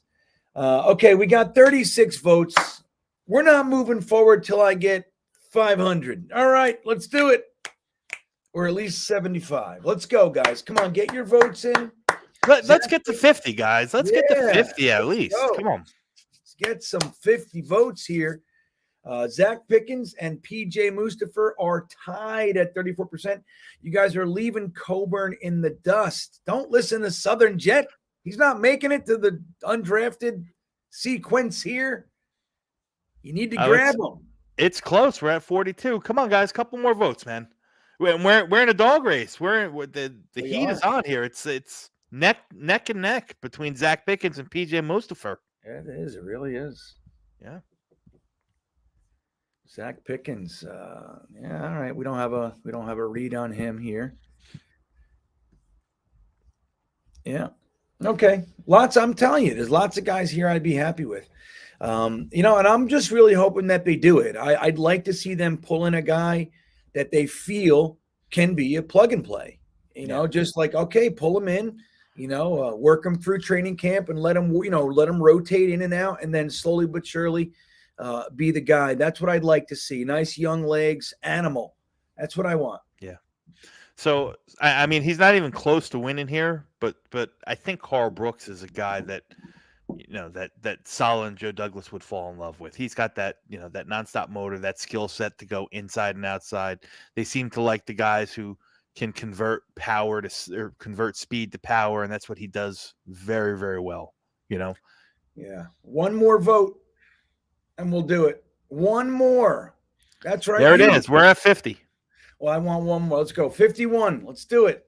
Come on. If you haven't voted, get it in there. That's right. I'm talking to. That's right. Come on. Click it. Click it.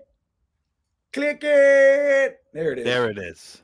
Zach Pickens is the guy. Here he comes. All right. That's our dude.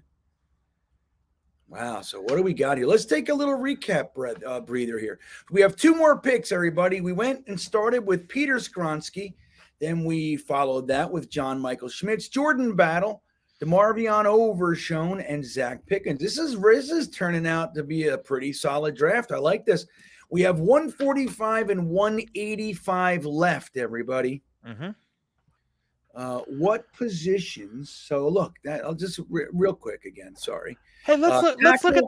Okay. Center, safety, linebacker, defensive tackle. Yeah. So we look again. The defense was the strong suit last year, yet we feel like we got to keep giving to it. What about some wide receivers, Dom? What about a quarterback, Bean? Let's see what the quarterback board looks like. We need somebody to possibly develop. Back up, Derek Carr. I hear you. Oh, there he is. Where's your boy? I've been there. He is, right there. No, that's your guy. That's not my guy. Yeah. I listen. Jake Hayner's a great player. And I don't think he's going to last here. I think he's going to be a 3rd or 4th round pick. But the guy that I'm warming up to a lot, I've been doing a lot of work today. Actually, when I got home from work, I spent time in Tank Dell's film, and his quarterback Clayton Tune, man, he can spin it, man. He's got a little bit of a live arm. I really liked what I had what I saw. So I'm going to dive a little bit further into Clayton Tune. Okay, so I got quarterback, wide receiver, interior offensive line, and you want me to throw up running back? We're talking about it's a good deep class. All right, let's get some running back action. We can also double up in another position. Sure. But I'd like to see us get some offense, so I force-fed him this. Fair enough. It's a funny thing. We're a funny group of folks. Our defense was top 5. Our offense was bottom, feeders.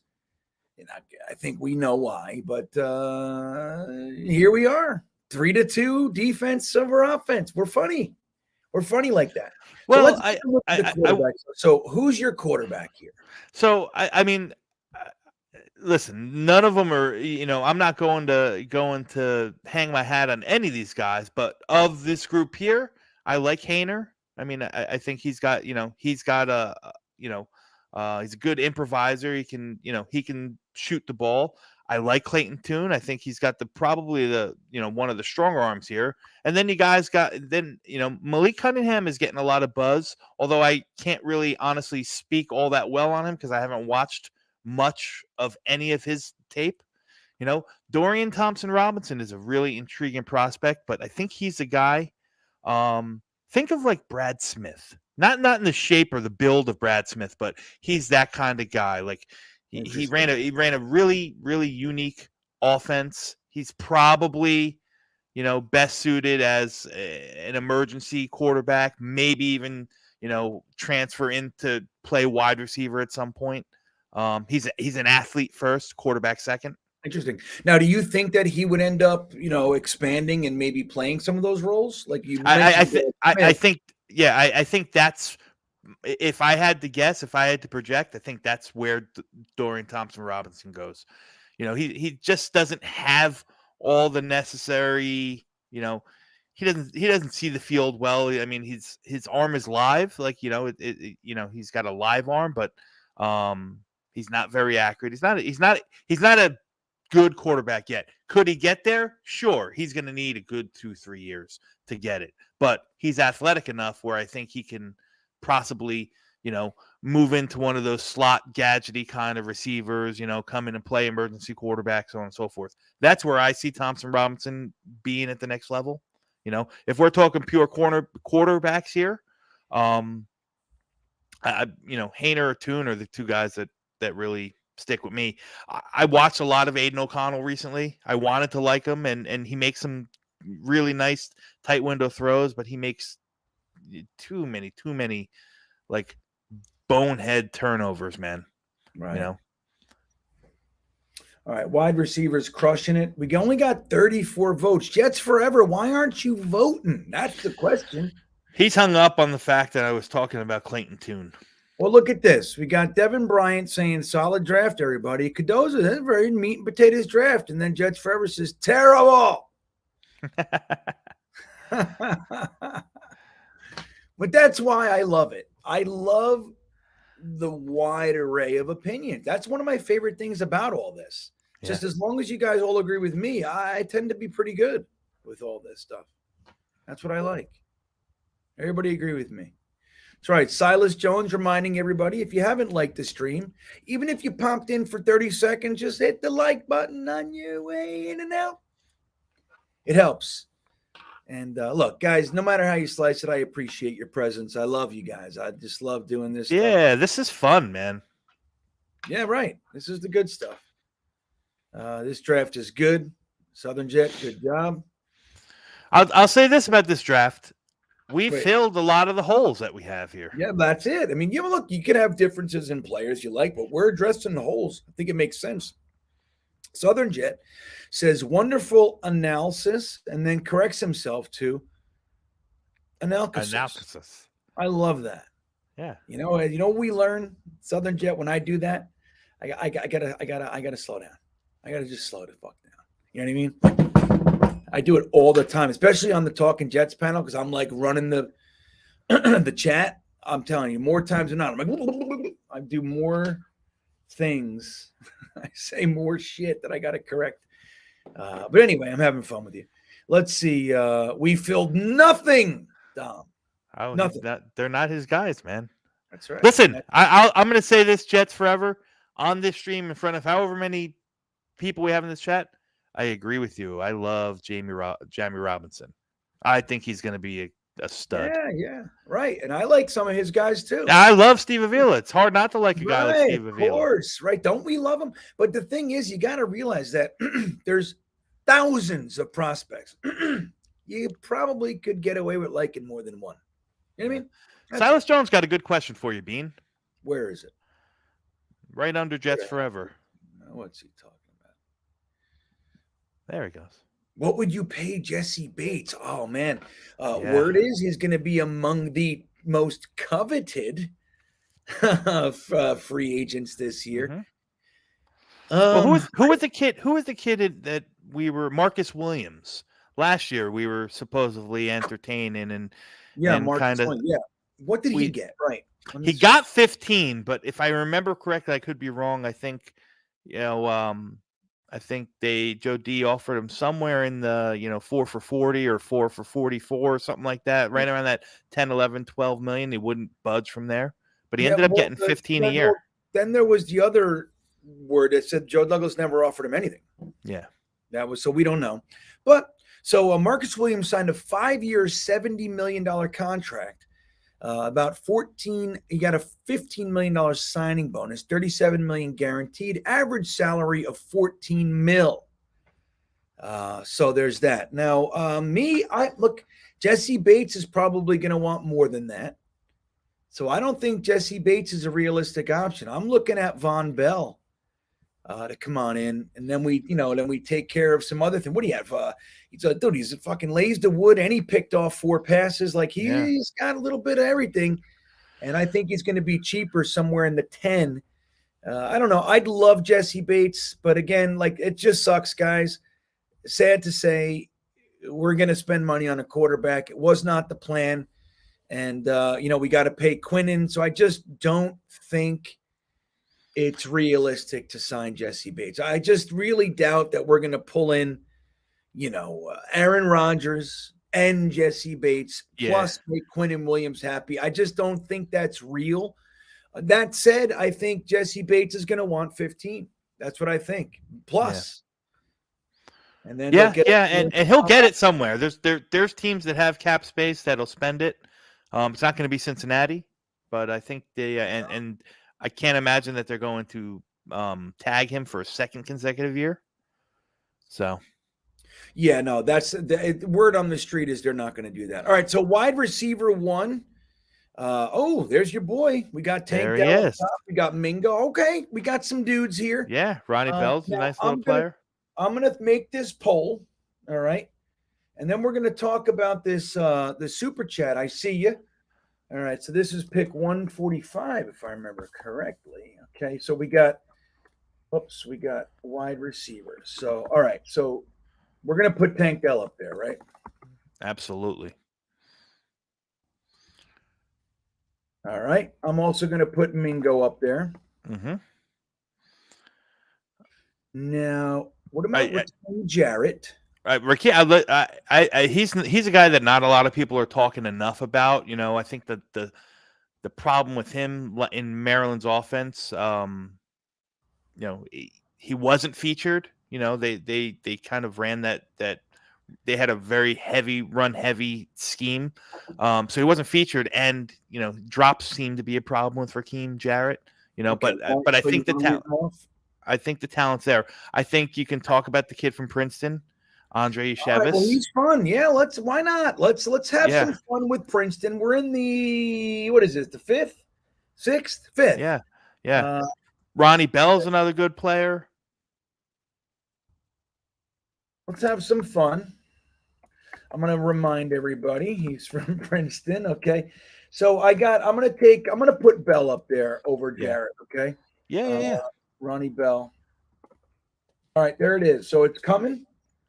Those are your wide receiver choices for pick 145. Now, I'm going to get to Astamar. Thank you, buddy, for the super chat. I do appreciate it. He says, hey, GreenBean, we need top 3 offensive line draft up or drop down and take the best strong safety, excuse me, and cover the tight end. Yeah. Well, here's what I'll say. We don't know what they're going to do with Jordan Whitehead, and I will just remind us of something. After the first year of Sheldon Rankins, more Jets fans than not thought it was a complete flub. Get him out of here. Move on. I was one. I'll admit it. I was one. You weren't right. You weren't alone, man. And the truth is that second year in the system, he was significantly better. I mean, significantly. I mean, they're not even comparable, his impact this year versus the 2021 season. Maybe, just maybe, Jordan Whitehead, hey, they might think we're not breaking up everybody who has a difficulty. Where, he's a talented player. Well, it was his first year in the system. He showed us enough. Why don't we keep him? So that would lead us with only needing one safety. Now, whether or not you want to do that in the draft, because he's a vet, and then you keep Ashton Davis around, he's a vet. Maybe LaMarcus Joyner as depth, he's a vet, so you can do all that. That all said, I don't disagree. I think we need offensive line, and the greatest thing would be to go and spend valuable draft resources on offensive line and not need them. That would be best. It sucks. You'd rather, once you know that, you go, if I would have did this, don't care. Go ahead, use your 13 on a tackle. Just fearlessly go ahead and do that. If Becton comes in and he's great and you know, whatever, doesn't matter. In my opinion, you'll probably end up starting, if assuming Becton comes back 100%, you get Becton and whoever it is that we draft anyway, so that's fine. You do that. I agree. I do think we're going to move on from McGovern. I don't see us paying him 13.5. He decides, hey, man, I really love it here. I want to stay here. I'm fine with 10. Okay. And now we're talking. You can keep the band together and see about how the unit staying together for once can impact everyone's play. That's a route that you might want to consider. But again, I don't see McGovern staying. So I think you need to use one of your first 2 picks on a center, more than likely, maybe your 3rd round, maybe, right? Who knows? Yeah. But so you do that, you get these offensive linemen in here, 2 of your first 3 picks, in my opinion, if they're offensive line, fine, perfect, beautiful. I support it. I love it. I get it. And I'm in. The strong safety, maybe, or I'm kind of looking at free safety. To me, I would really love that guy with the nose for the ball, but I get it with the tight end thing. I do. I get it, but free safeties can cover tight ends. Yeah, and remember this too. I mean, you know, Jordan Whitehead came in, you know, it wasn't like he just forgot how to play effective pass coverage last year. That just was never his forte. On top of it, I mean, the Jets ran the lowest amount of man-to-man coverage in the entire league last year. You know, they are the highest. They ran the highest amount of zone coverage. And like you said, I think that, you know, a guy like Tony Adams, who, you know, who can play that overhang, he can play up front, he can cover a tight end. You know, we in this hypothetical, we drafted. Yeah, absolutely. Yeah. In this hypothetical, we drafted Jordan Battle. There you go. You know, so I think that, you know, there's a lot of chess pieces that we don't have to just hang our hat on. Jordan Whitehead can't do this, so he's got to go. Now, I'm not saying that he's long for the team, you know, because you can save a fair chunk of money if you do move on from him. But I just find it, you know, like I can't wrap my head around just getting rid of 25-year-old guys who can play, you know, and just having another hole to fill, because like you said it best, you know, no one expected to have to spend $30 million on a quarterback, you know. Yeah. If we didn't have that expense, then then you could cut him and go sign Jesse Bates and go sign, you know, Dude, whomever you wanted. If Zach Wilson, with all due respect to the kid, he's young and look, I'm rooting for him. I sincerely am. But if we could even have seen enough to go, okay, we believe that it's realistic that he can get over the hump this year, and we're going to buy in. If we could just do that and confidently believe what that would open up for this young team. I mean, dude, it's built properly. It really is. We just whiffed, at least up to this point, on that position. I mean, this team is built to succeed during the quarterback's rookie contract. 3 more years of it. You got Garrett, you got Sauce, you got Brees, you got Elijah, you got all these guys. We could just add to it, secure the key components that you want to, you know, starting with Quinnen. And, dude, we get so much flexibility, but needing an extra 40 large is not easy just deal with.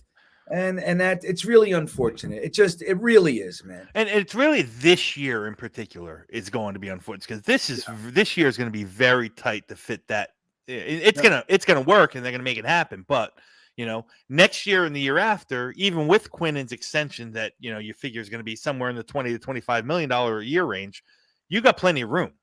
You know what I mean? You got a lot of stuff that comes off the books. You got a lot of people that you can get rid of almost scot-free. You know, if you wanted to move on from JFM, $250,000 dead cap hit after this season, you can move on from CJ Uzomah, save $8 million. So there's that kind of things. But to do so, you need those pipeline guys that are ready to step up, next man up, right?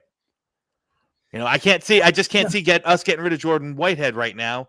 I know. And saying, okay, next man up, who's up? You know? Right. And that's the thing. It's like, look, we're all disappointed. I'd have to believe that they are as well. But again, you're creating a need. Now you could save some money, and all right, okay, there's reasons to go that way. At the same time, creating needs, it's not necessarily the best way to do things. Again, when we're talking about first year in a system, guys, I don't think we value that enough. I don't think we put enough emphasis on that. Like these guys, year 2, we've already seen there's at least one example where guys who came in here, they played well at times, but year 2 significantly better. Why don't we give these guys at least 2 friggin' years before we're ready to chop their heads off? But you bring up a good example with Uzoma. I like him a whole bunch, but dude, we have pipeline tight ends, and namely out front. As much as I like Yeboah, I never saw him as like a premier tight end. I look at him as a 2 or 3 and a solid one at that. But Ruckert, in my opinion, can really be the guy. I think. I mean, maybe I'm wrong, but I think he can. And if you have him here, so look, we essentially redshirted him this year. You got to get a fucking couple minutes, you know what I mean, out there. But he just sat there. He's learning. He's watching. He's practicing. But that's like I said. Go ahead. I'm sorry. I didn't mean to cut you off. No, but you get him in next year. That's the plan. When they took him, I believe this wholeheartedly. They were like, okay, Ruck, you still got some learning to do. You had a great career, so on and so forth. You're a dog blocking, and you were the 4th option in Ohio State. Just come here, learn how to be an NFL tight end, learn the nuances, because you got 2 years. We got 2 years of CJ before we say, okay, you're going to be 32 years old.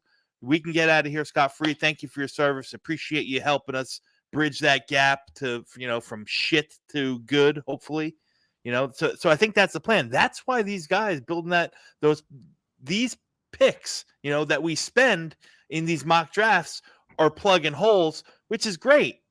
But it'd be much better if we were using them to build the pipeline so that 100%. And that's what Joe Douglas is doing. Yeah, absolutely. Yeah.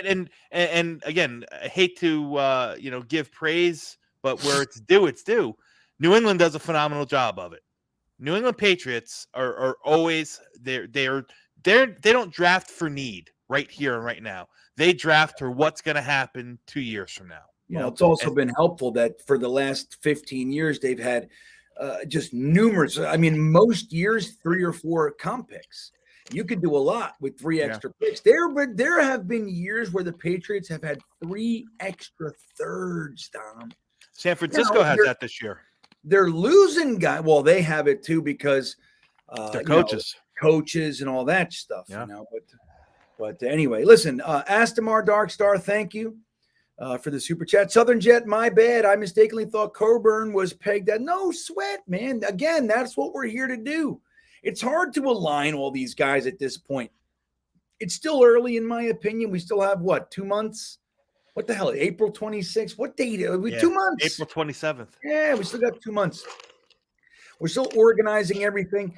No sweat. This is why we do this. We chat it out. We talk through it, and we go, oh, shit, that was the guy I thought. Okay. Oh, I hate that guy. I thought I loved him. Oh, I hate that guy. I thought I hated him. I love him. And this is what we do. So no sweat, Southern Jet. That rhymed, too. Look at that. Okay, so I'm going to go ahead and end this poll. Your boy wins it. I didn't get the extra 7 votes, but we're going to do it anyway. So Tank Dell is coming aboard. Dom, I love it. Briefly, I love it. Go ahead. Briefly, tell us a little bit about your boy Tank Dell. What's he bringing to the team right away for 2023? Well, 2 things he's bringing right away. He steps on the field and he's automatically the single best playmaker on the field. The guy, you put the ball in his hand in space and you just let him go. He's fast. He's agile. He runs crisp routes. He had 2,700 yards and 32 TDs, over 200 catches the past 2 years in college. Now, granted, Houston throws the ball a lot, in college. So, there's that. But he just produces. On top of that, he walks into the Jets and he walks into the NFL and he's already at an elite level on special teams. Love the guy's got Devin Hester ceiling return capabilities. That's what I love about him. Well, there you go. Look at that, guys. We brought on some potency, starting the right way. I see Jets Forever talking about playing Ruckert in year one. We've talked about this. I tend to agree with you, but we don't know what was really going on. He did have an ankle thing. So we don't know, you know what I mean? We don't know exactly why or what, or, what's happening. Maybe he was Jets Forever. Maybe Ruckert was sitting in the corner of the locker room like, I don't want to play. I'm scared. Maybe. We don't know. Believe me, I do. When I coached the Parsippany Panthers, I would have parents yelling at me from the stands, play my son, coach, you fucking loser. And they didn't know that their son, whose back is to them, he's facing me, he's literally got tears rolling down his eyes. They don't know. And I'm not going to blow his spot up. I just said, don't worry about it. We'll get to him. And afterwards, I'm going to punch your face. That's what I'd say. Parsippany was like that. We can get away with that kind of shit. I'm like, shut up, asshole. Anyway, so we got a trade offer. And Astamar, I'm going to get right to you. And thank you again for the other, the second super chat. It is greatly appreciated. But we got a trade opportunity here, Dom. Now, this is our last pick, 185.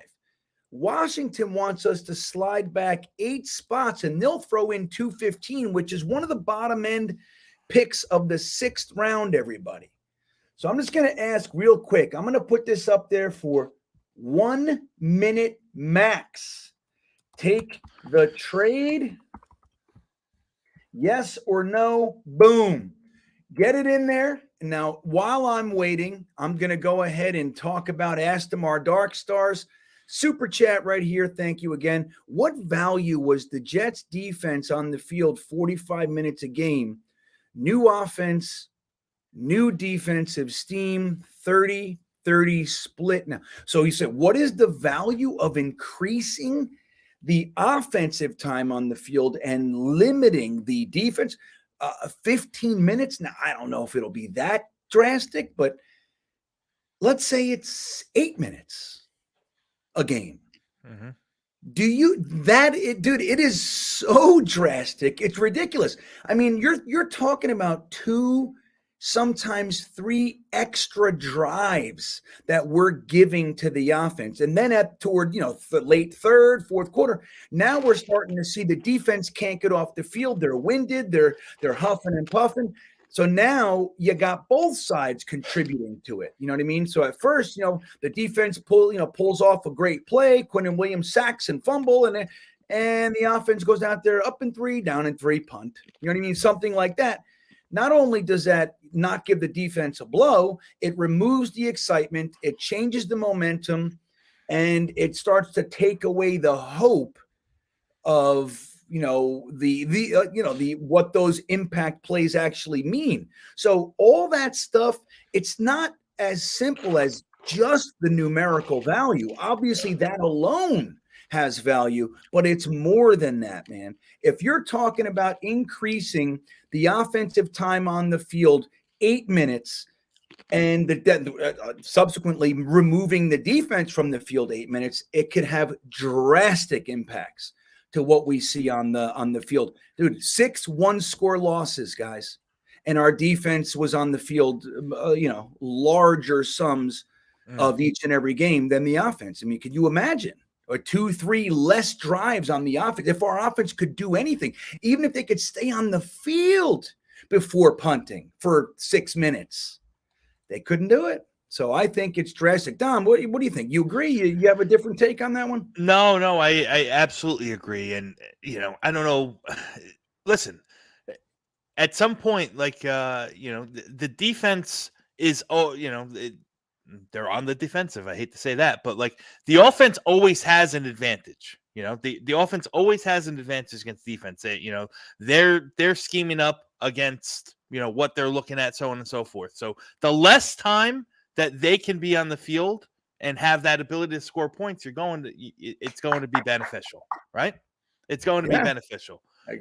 So what do we need to do that? What do we need to do that is we need to not go 3 and out all the time, And if we get 3 more, if you got 3 more first downs in the first half, 3 more first downs in the second half, there's your probably close to 10, 12-minute splits, 10 Totally. difference, And if you think about it, that's not much. 3 more first downs in an entire half, it's really not that much. It's really not that much to ask, man. Yeah. And I think we're going to, I know it's a West Coast scheme that Hackett runs as well, but it's definitely different than what we've been used to.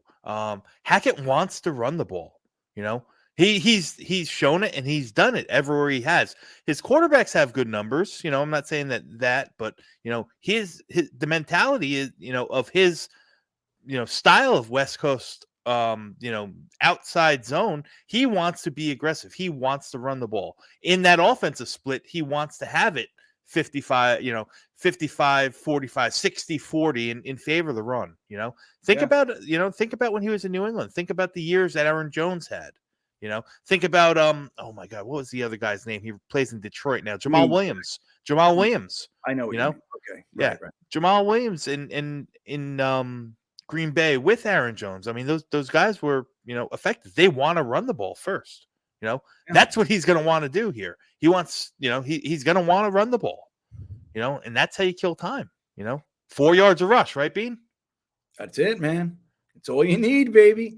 You do that, you win. So here you go, 4-8-12. That's the way it goes. But Disinfo and Jets Forever on the same page here. Now, guys, I want to point something out. We had an exciting development. I'm not sure if you were paying attention, but little old GreenBean countered the Washington trade. And that the poll said yes, resoundingly 79%, I think it was. I added another pick next year, and I got us 2 more picks this year. So we're gonna have now 3 picks, Dom. So Here we go.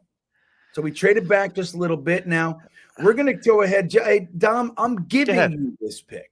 Okay. You're giving me this pick. Yep, I'm giving you this pick. This is the Dom C special, pick 193. Then we have 215, 235. Just so you know, we got a tackle, a center, a safety, a linebacker, a defensive tackle, and a wide receiver. What would you like, my good friend Dom C? Can you make that a little bit bigger for me right here, Bean? Ooh, give me a little give me a little scrolls. Let's look. All right, so we're on the big board. Okay, good. Yeah. We're scrolling. Okay. I like that. Yep. Okay. Ooh, Puka Nacua. Yep. Oh, here's your and I'm gonna stop. I'm gonna stop you right there. Puka Nacua. No. No. Linebacker Cam Jones from Indiana. Ooh, one of the most underrated players in this draft class. Absolute stud. Strong side linebacker. He's that Quincy role. He's, very good. Had a back injury last year, so kind of flew under the radar this year. But if he shows healthy, he's gonna, he's gonna stick and he's gonna be a player, man. All right, guys, I like it. We're throwing now we got 2 linebackers in this draft. So 215. Here we go. Oops. 215. So these are extra picks. These are gravy, guys. What do we want? You want another wideout? You want a quarterback? They all want to replace the punter, I'm sure. Another safety. We're gonna go punter. So I got a nice mix. All right, guys. The clock is ticking on this poll. I'm giving it 1 minute. Get your votes in. I only see 1 vote. Is that Dom C? No. All it will be now. All right, so we're doing a 1 minute stopwatch action starting right now. Okay, 1 minute. There it is. I got a flashlight on for some reason. I was blinded myself. Okay. 54 seconds left. There it is. Get your votes in. Step right up. Get your hot diggity ding dongs. That's what we're doing. Oh, I meant to throw tight ends up there, but I didn't. So that'll be next. So this is the big board here. Got Payne Durham. He looked really nice at the Senior Bowl. He's going to be a really, really good player in the pros.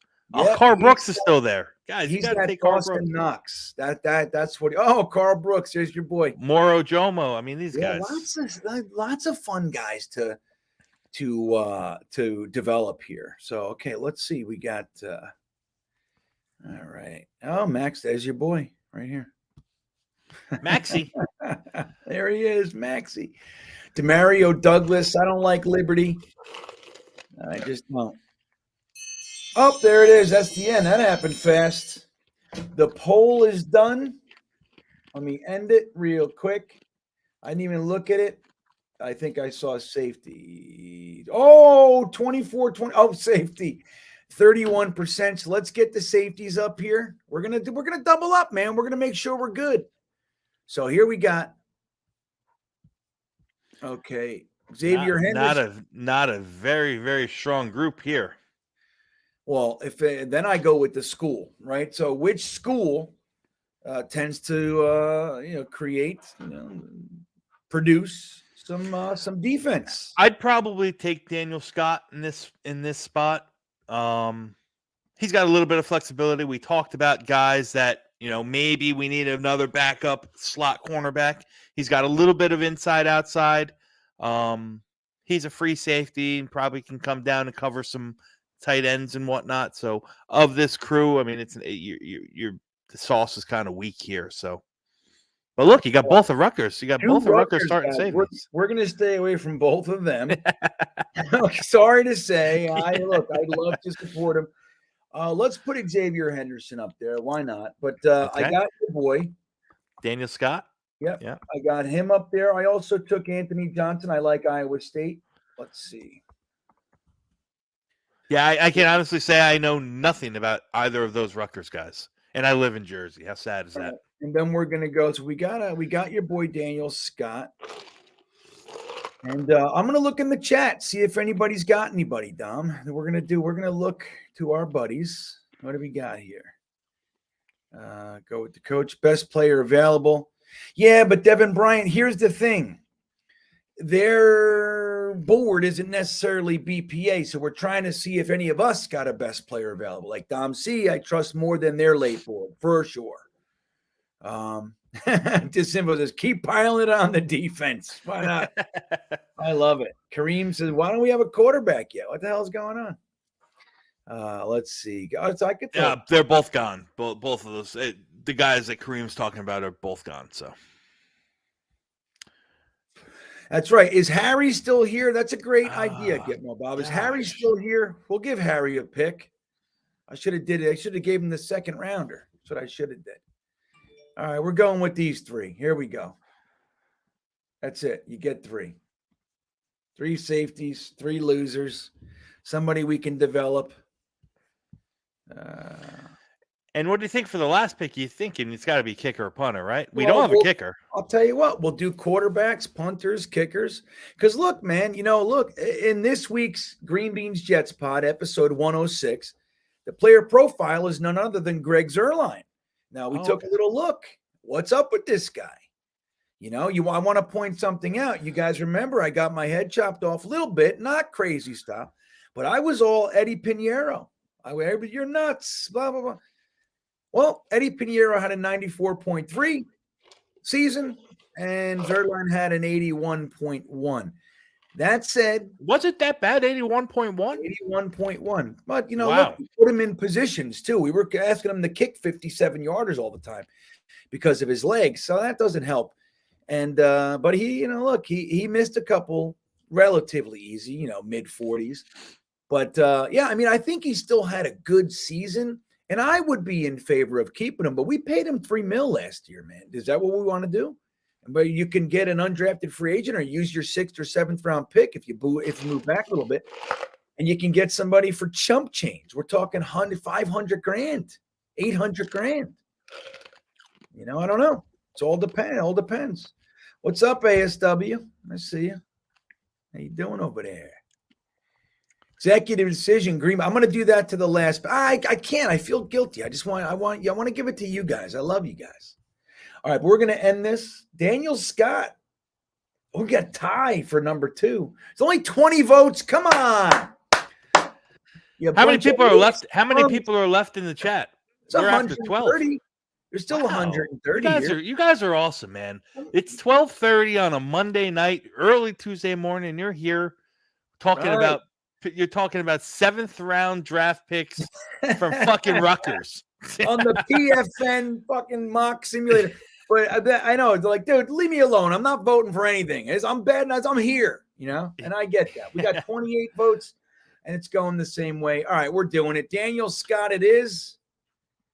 He's probably the right pick here. He's probably the right pick. All right, there he goes. All right, last pick. We're going to do some punters, some kickers, and some quarterbacks. So we're just going to do it. Let's see what we got up here.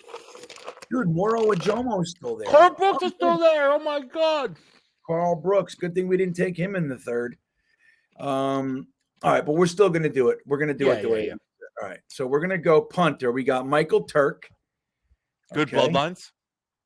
Yeah, right. Totally. Nephew of Brad Turk. Is that it? Brad Turk? We got Michael Turk. Hunter.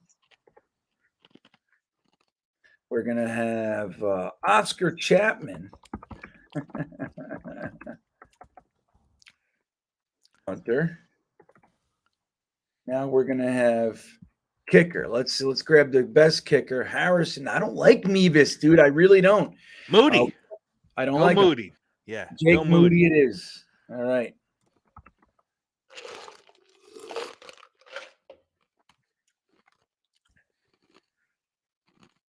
And then we're going to throw a quarterback up there. This is for Kareem. Best quarterback, Tommy DeVito. That can't be. No, Badgett. All right, Tyson Badgett from Shepherd. Oh, my God. He was another Senior Bowl guy. Yeah, still. All right, guys. That didn't say much because they were all pretty bad that week. Yeah, they were rough. That was a rough Senior Bowl quarterback group. Mm-hmm. All right, guys, the last poll's up there. This is the last chance you have for this week of getting your input felt and counted. I know the dude's name is Mevis, Jim Dandy. Let me tell you something. He sucked. I mean, I gotta look at stats, but last year he was unimpressive, man. What was that guy? What was his name? Linebacker Bumper Pool. Remember? Bumper Pool. That's our boy. Yeah, from Arkansas, man. All right, stats. Harrison Mevis. Stats. Let me just see. He's got 85%, 92%. Last year, 78.6%. Wow. Yeah. 22 of 28. 33 of 33 point after. What's his long? He ended up punting. I can't see his long. Let me see here. What the hell? They don't say it. I'm surprised. Yep, I don't see it. We got more votes for this last pick than we did the other ones. We're already at 24. We're already at 24. Mm-hmm. All right, Michael Turk is crushing it. Okay, Michael Turk is he's leading, coming around the final stretch here. Is that a show of love and support for Michael Turk, or is everyone just fed up with Braden Mann? That is the question. I know. I don't know what the Jets are going to do. I mean, I think the money part. Yeah, I think it's $3.7 million, right? Let me see. I don't know if it's that much, but they could be gone in. I think it's closer to $2 million. No. All right, I'll tell you right now. 2023. All right, his cap number is $1 million.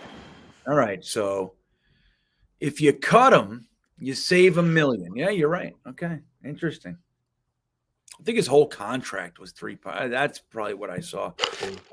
So you save $1 million. I don't know if it's worth it. Just keep the fucking guy. But anyway, I know his inconsistency is maddening. But I gotta say, when he's on, man. When he's good, he's good. When he's good, he's good.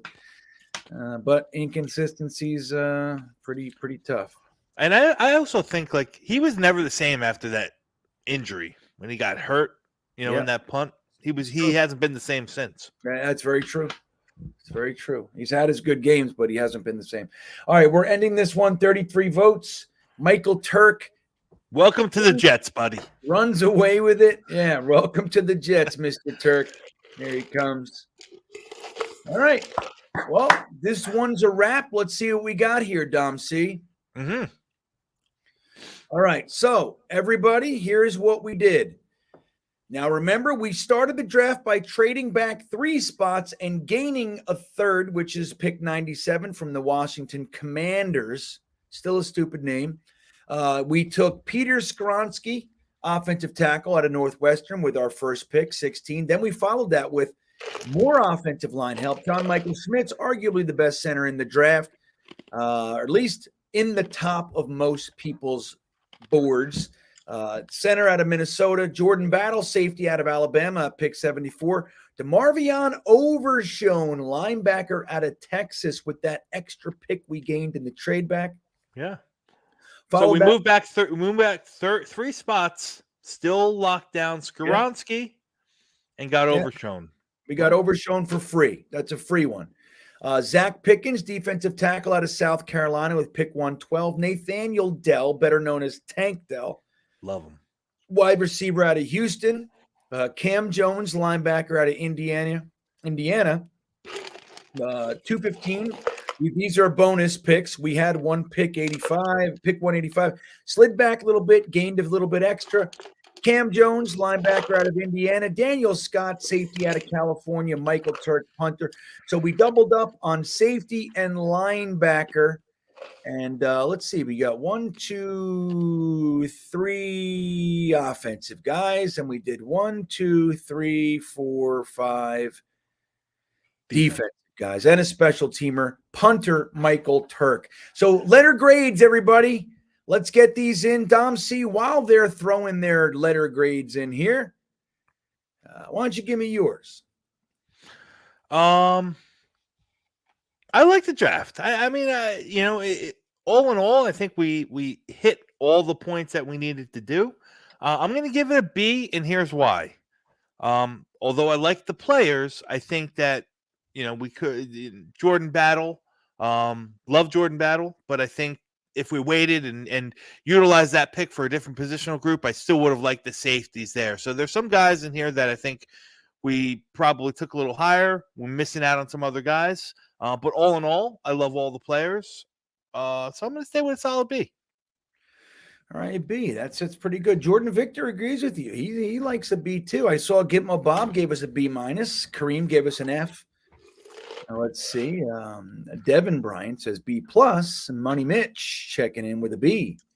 Disinfo, good balance. B plus. That's how I feel. I'm kind of in that pocket. Yeah, listen, I'm not going to argue a B plus. Right. It's right in the same little spell there. Then he went from an 80 to an 86. Hank, sorry, B plus. Jim Dandy with the B. Phil with the B. Rob V with a B plus.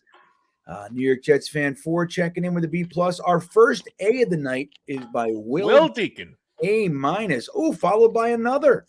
Jason Zayas likes this one. Right on. Let's see. Mark from Asbury Park gives us a B. Harley with a B, maybe a B plus. I like Dom C's reasoning. There you go. It's right. It's well-rounded. It makes sense. Yeah. So Yo-Yo Mama, what's up, dude? Says definitely my favorite draft to date from you guys, other than not taking wide receiver. You got to realize something. It's not you guys, Yo-Yo Mama, or Yo Mama TV. It's you guys. I'm just clicking shit. I don't even vote. I don't even get a vote, man.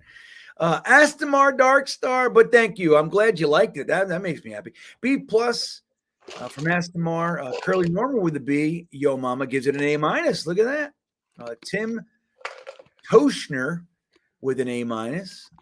Cadoza checking in. B plus. Lots of rotational players to develop and cheap. I like that. Jim Danny, a lot of B. Jets forever. No letter grade. Just awful. Braden checks in. What's up, Braden? All right. You're still here. Braden, man. Still big here. A. Straight up A. The big A from Braden. Kareem says F, disgusting. So your last F wasn't enough. He wants to make sure I even read it. Kareem. Well, he didn't like the fact that we didn't get Broderick Jones. Kareem, Broderick Jones off the board. He was gone. What are we supposed to do? You guys are funny. If the Jets get this haul, we'll do well. I feel the same way. It's used guys. That's right, Jim Dandy. For clarification, the proper way to say it is used guys. Robert S. says a B, and Zach says a B. You're setting up the candidates more important than voting. Not really. I asked you guys the position. We're using the board, and I guess you could say that to a degree.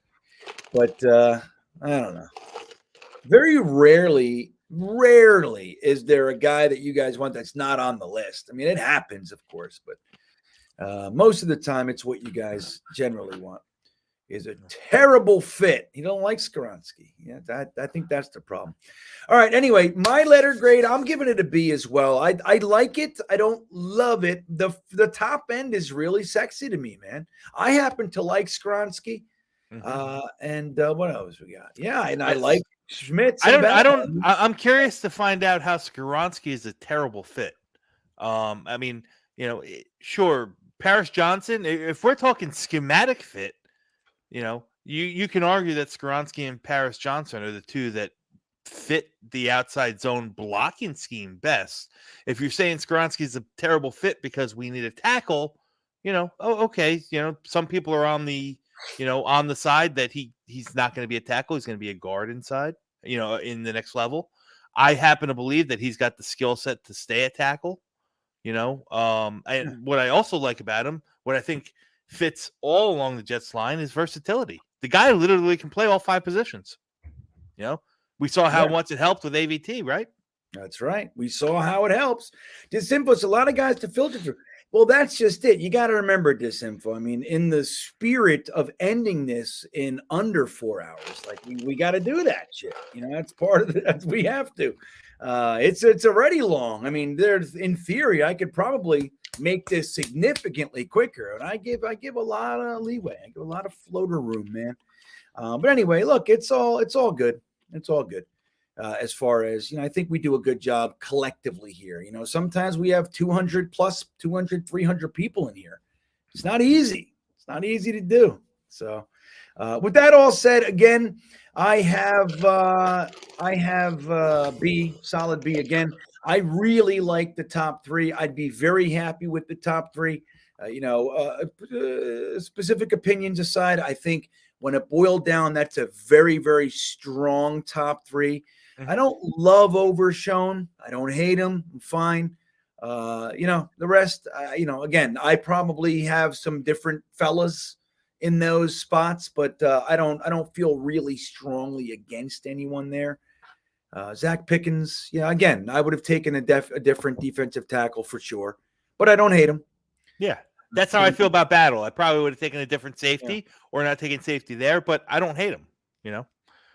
Yeah, I like the top 6. If the top 6 of this draft happened really in April, I think we're all going to be jumping, through the roof.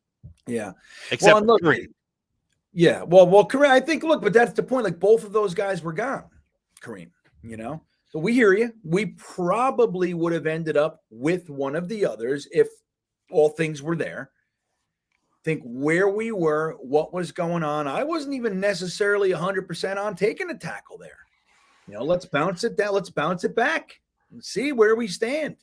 But anyway, Skoronsky was on the board. I think you can't go wrong with it.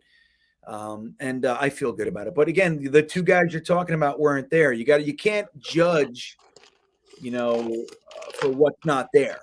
You can't. You can. But it's not really the way. Anton Harrison. I like Anton Harrison. I do. Yeah. But anyway, he's my tackle 3. Yeah, there he goes. He's climbing. He's climbing on your board.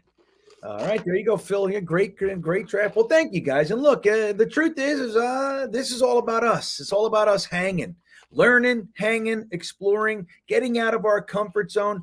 Again, you can do this 1,000 times a day for yourself and do all the same players over and over, and you can do it. What we're trying to do here is get these themes going so it shakes it up so we do see what other scenarios look like. What would it look like? How would we feel?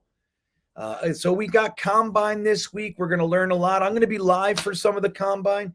Dom will stop by, I'm sure. Jeremy's going to hang out with us. We'll bring on some guests. I hope you guys will join us for the combine coverage. We're going to have some fun watching some drills and talking some shit. You know what I mean? We're going to do it that way. With that all said, we're going to end this one. Dom, what do you got coming up, buddy? Oh, well, tomorrow we're going to be with the, with the baggers. You guys can always catch me on Sundays on Jets Chaos Channel, 9 p.m., where we've been breaking down the positional groups one by one. This coming week, we'll be talking about the interior defensive linemen and talk about the guys that I like, the guys I scouted and I think are good, the guys I think are good fits, so on and so forth. On top of that, we have, started a new little thing that's called the Project Prospect Podcast. So the first episode has been taped and is just about being edited. It's going to be out this week. I got some really, really cool, good guests, guys that normally in this Jets realm that we're not going to talk, that we don't talk to. Some of them are scouts, some of them are other content creators with, some good backing and some good names. So I'm really excited. It's been fun so far doing that. So that's what I got, man. There you go. All right. So real quick, very briefly, 2 sentences or less. I saw you ask this earlier, Phil. I meant to put it up. I apologize. Real quick, what are your thoughts on Will Levis? Sorry. It's all right. He's the most NFL ready, in terms of his skill set. But he's missing something. I mean, the bust possibility is through the roof. I watched him and I watched him with intent a lot. Like, he struggled last year. Kentucky didn't have, their offense was kind of in shambles. He didn't have the greatest year. But what I thought most about Will Levis is the more I watched, the more I saw Zach, kind of doing those off-platform kind of plays, trying to create things. But even more so, the worst thing is just not feeling that pressure. Like I watched Will Levis time after time and time after time zone in and pick a wide receiver, pick a side of the field, and not feel that pressure coming from this side and just get plastered. That's the worst. That's the most frustrating thing in the world. At least Zach will feel it. He goes the wrong way, but he feels it. He's got that innate, that sense. Yeah. Now Kareem says terrible draft, good stream. And that's it, man. There you go. You're talking about Carson Wentz, who, by the way, was released today. What do you think, Jets fans? On the cheap, maybe as a backup. I just tweeted that out earlier. I said if Carson Wentz is our Jets quarterback next year, I'm selling my season tickets. I'm done. Yeah, there you go. I'll buy him a half price. All right. All right, guys. That all said, we're going to end this one.